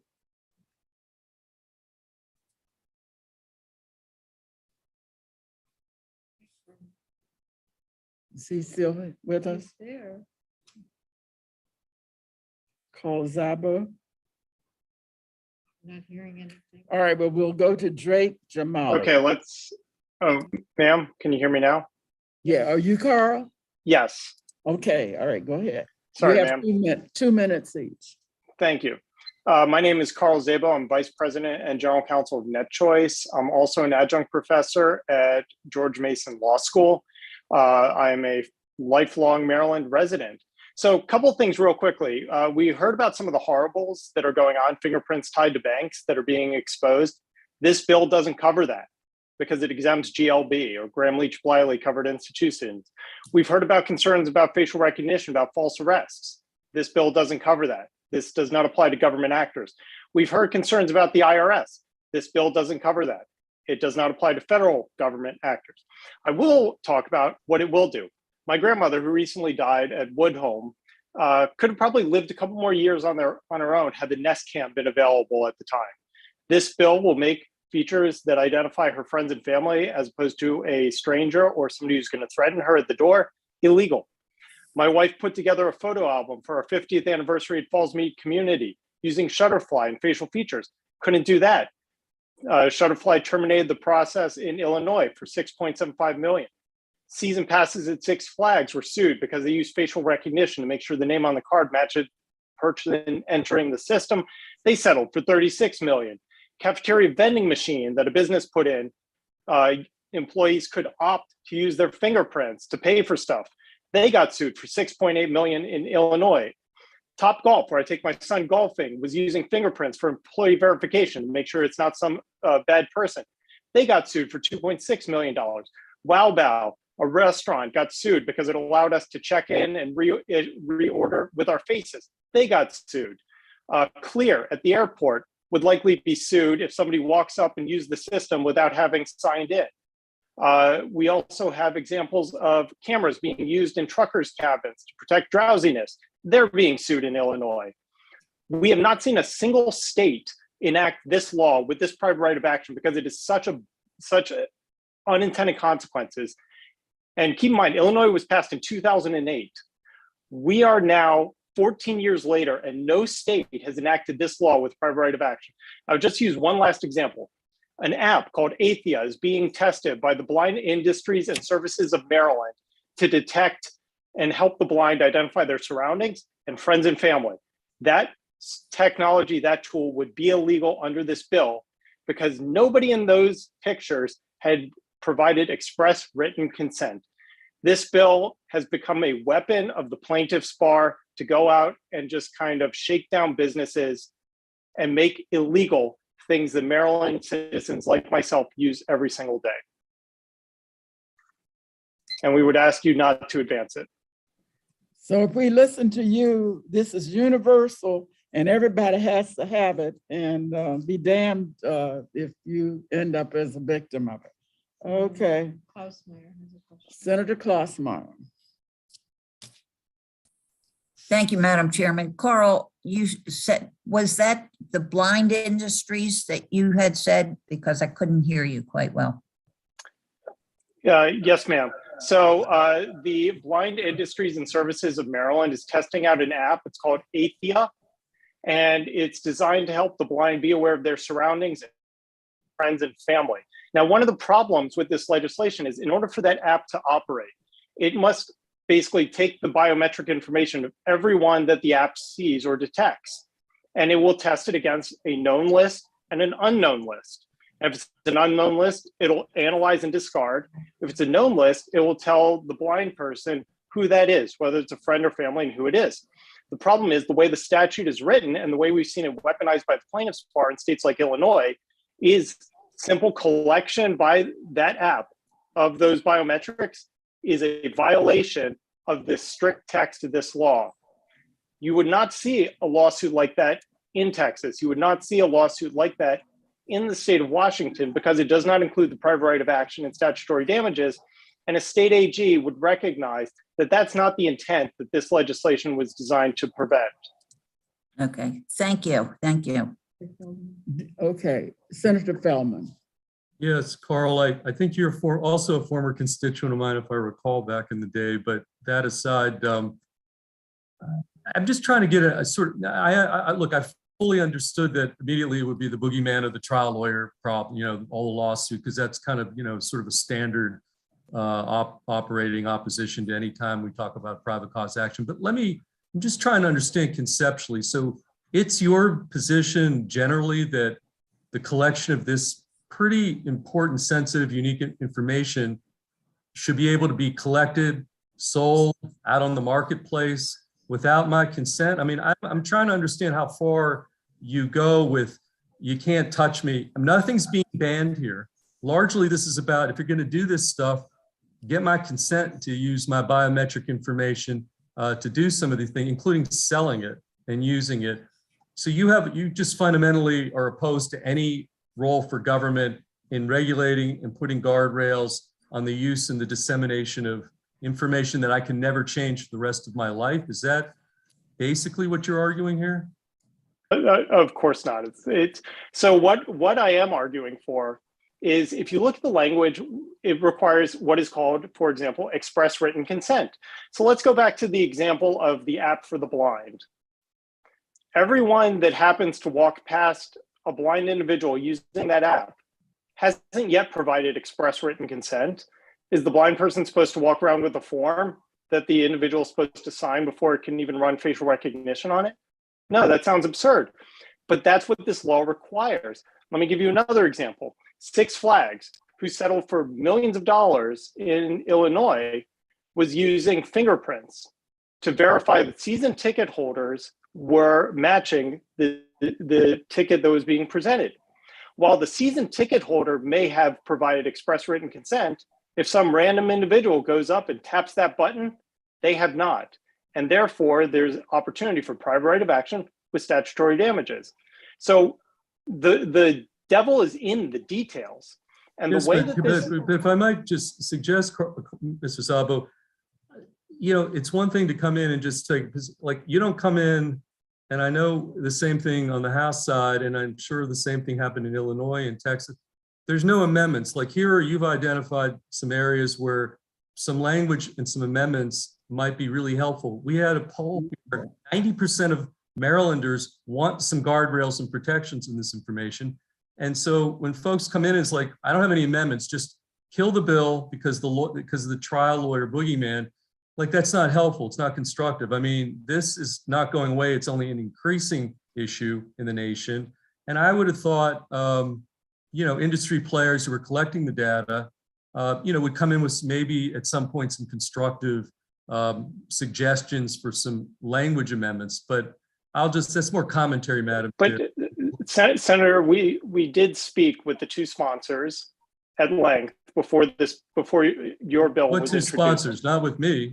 I've never spoken. We spoke with Senator Augustine and the Assembly sponsor as well, and we outlined the concerns. Let me butt in. The sponsor of this bill in the Senate is Senator Feldman. I don't want to go too far down the rabbit hole. I think I made the point. Look, I think this is an important topic, really important topic. And, I think we're going to have more states moving. But I understand your position. I just think there's a more constructive way to move forward with this rather than sort of blanket generic opposition to the whole concept of guardrails over this very, very sensitive data that's being collected on Marylanders right now. Mr. Szabo, did you say that Illinois didn't have the private right of action in their bill because everybody else has testified that in fact that is a part of their legislation? No, ma'am. What I was saying is Illinois is the only state in the nation to have a private right of action with statutory damages. Washington considered it and decided to allow the AG to be responsible for enforcement, as did Texas. The opposite. Okay, thank you. Okay, we'll move now to Drake Jamali. All right. Hello, you have 2 minutes. All right, thank you to the Madam Chair, members of the Finance Committee for letting me speak here today on our concerns around SB 355. For the record, my name is Drake Jamali, and I'm with the Security Industry Association. We're a nonprofit trade association based in Silver Spring, Maryland, representing many of the leading manufacturers of biometric technologies, as well as some of the folks who integrate these technologies in a wide range of security products. And we've spoken on similar bills in the past 2 years, and we understand that the privacy intent of the bill for certain applications, but we currently still have a few concerns with this year's iteration. So in the security field, biometric solutions help businesses keep their facilities, employees, and patrons safe. You've heard that from the Retail Association. And this can range from reducing and preventing fraud, protecting against malicious actors, even fire and carbon monoxide alerts, identifying threats, and of course, we've seen new technology being used to increase energy efficiency of facilities as well. But the consent requirement makes participation optional, thus limiting the ability to effectively employ these security systems and utilize these technologies throughout a building, mostly because the presence of a mixed population of consenting and non-consenting individuals. So some folks might not get those alerts while others will. And at a minimum, an exception from the bill's requirements for safety and security uses is essential. This has been alluded to by the Washington biometric data law, which was enacted in 2017. Their law requires notice of consent for an individual for their biometric information if it's enrolled in a commercial use, so if it's sold, but it provides an express exemption for security purposes. And of course, secondly, as Carl was saying, the private of action in the bill, we believe would be best replaced with enforcement by the AG's office. This is the approach that Texas and Washington have taken as well. And again, as he alluded to, no other states have enacted a private of action. And on that note, congruently in Illinois right now, which is the only state that has enacted this measure, the assistant majority leader, Senator Cunningham, is currently looking into amending their BIPA law to replace some of the more flawed language aspects. So just hope that this has been informative. Just want to say thanks again. And if, happy to answer any questions. And we have submitted written testimony that kind of goes over in length some of our concerns around the bill. So thank you again. All right. Thank you. All right. And then Christopher Gilren.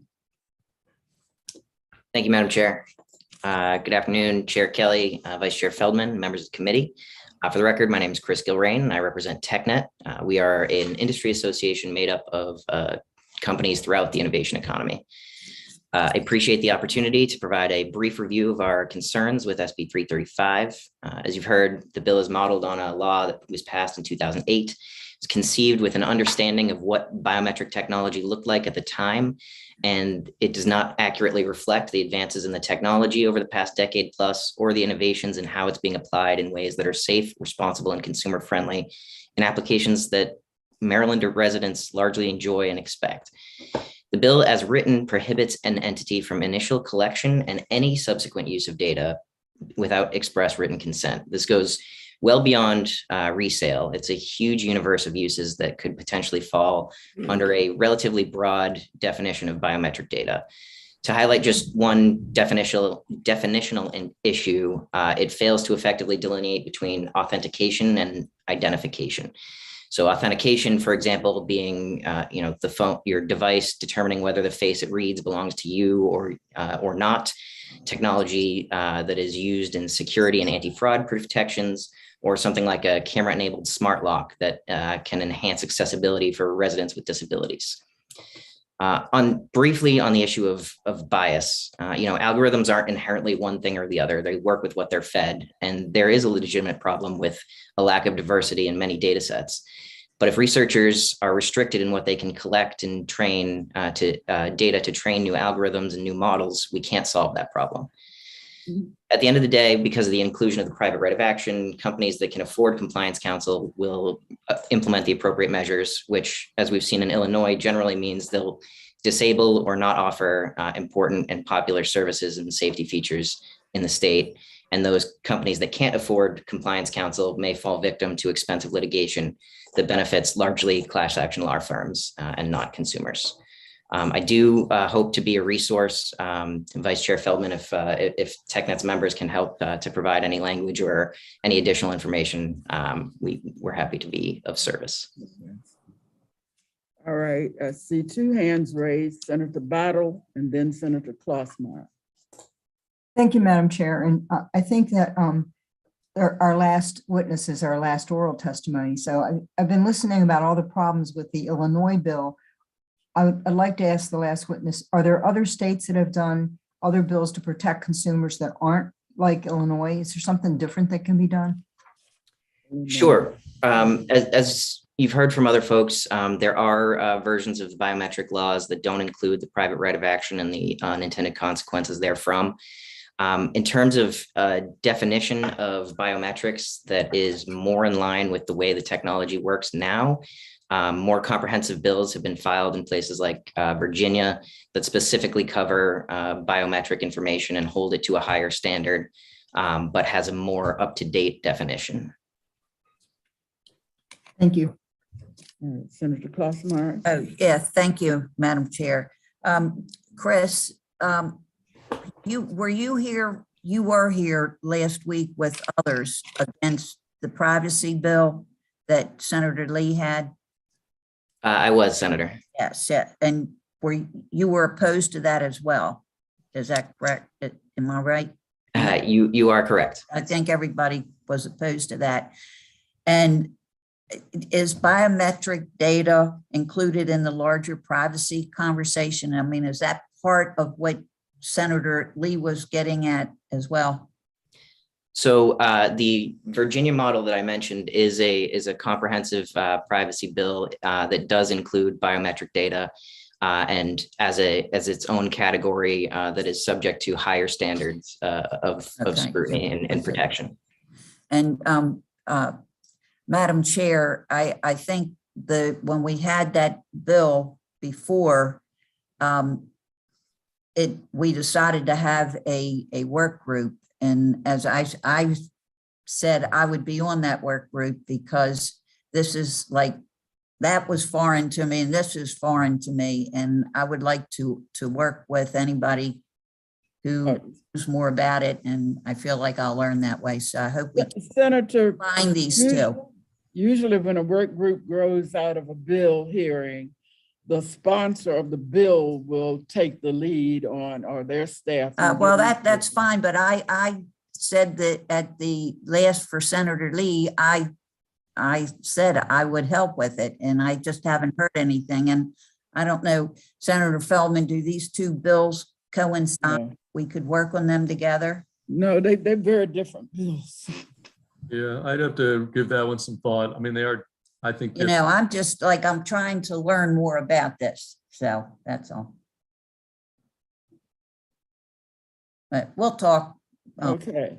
Brian. All right. Well, that was our last bill for the day. That's it. Okay. Thanks so much, colleagues.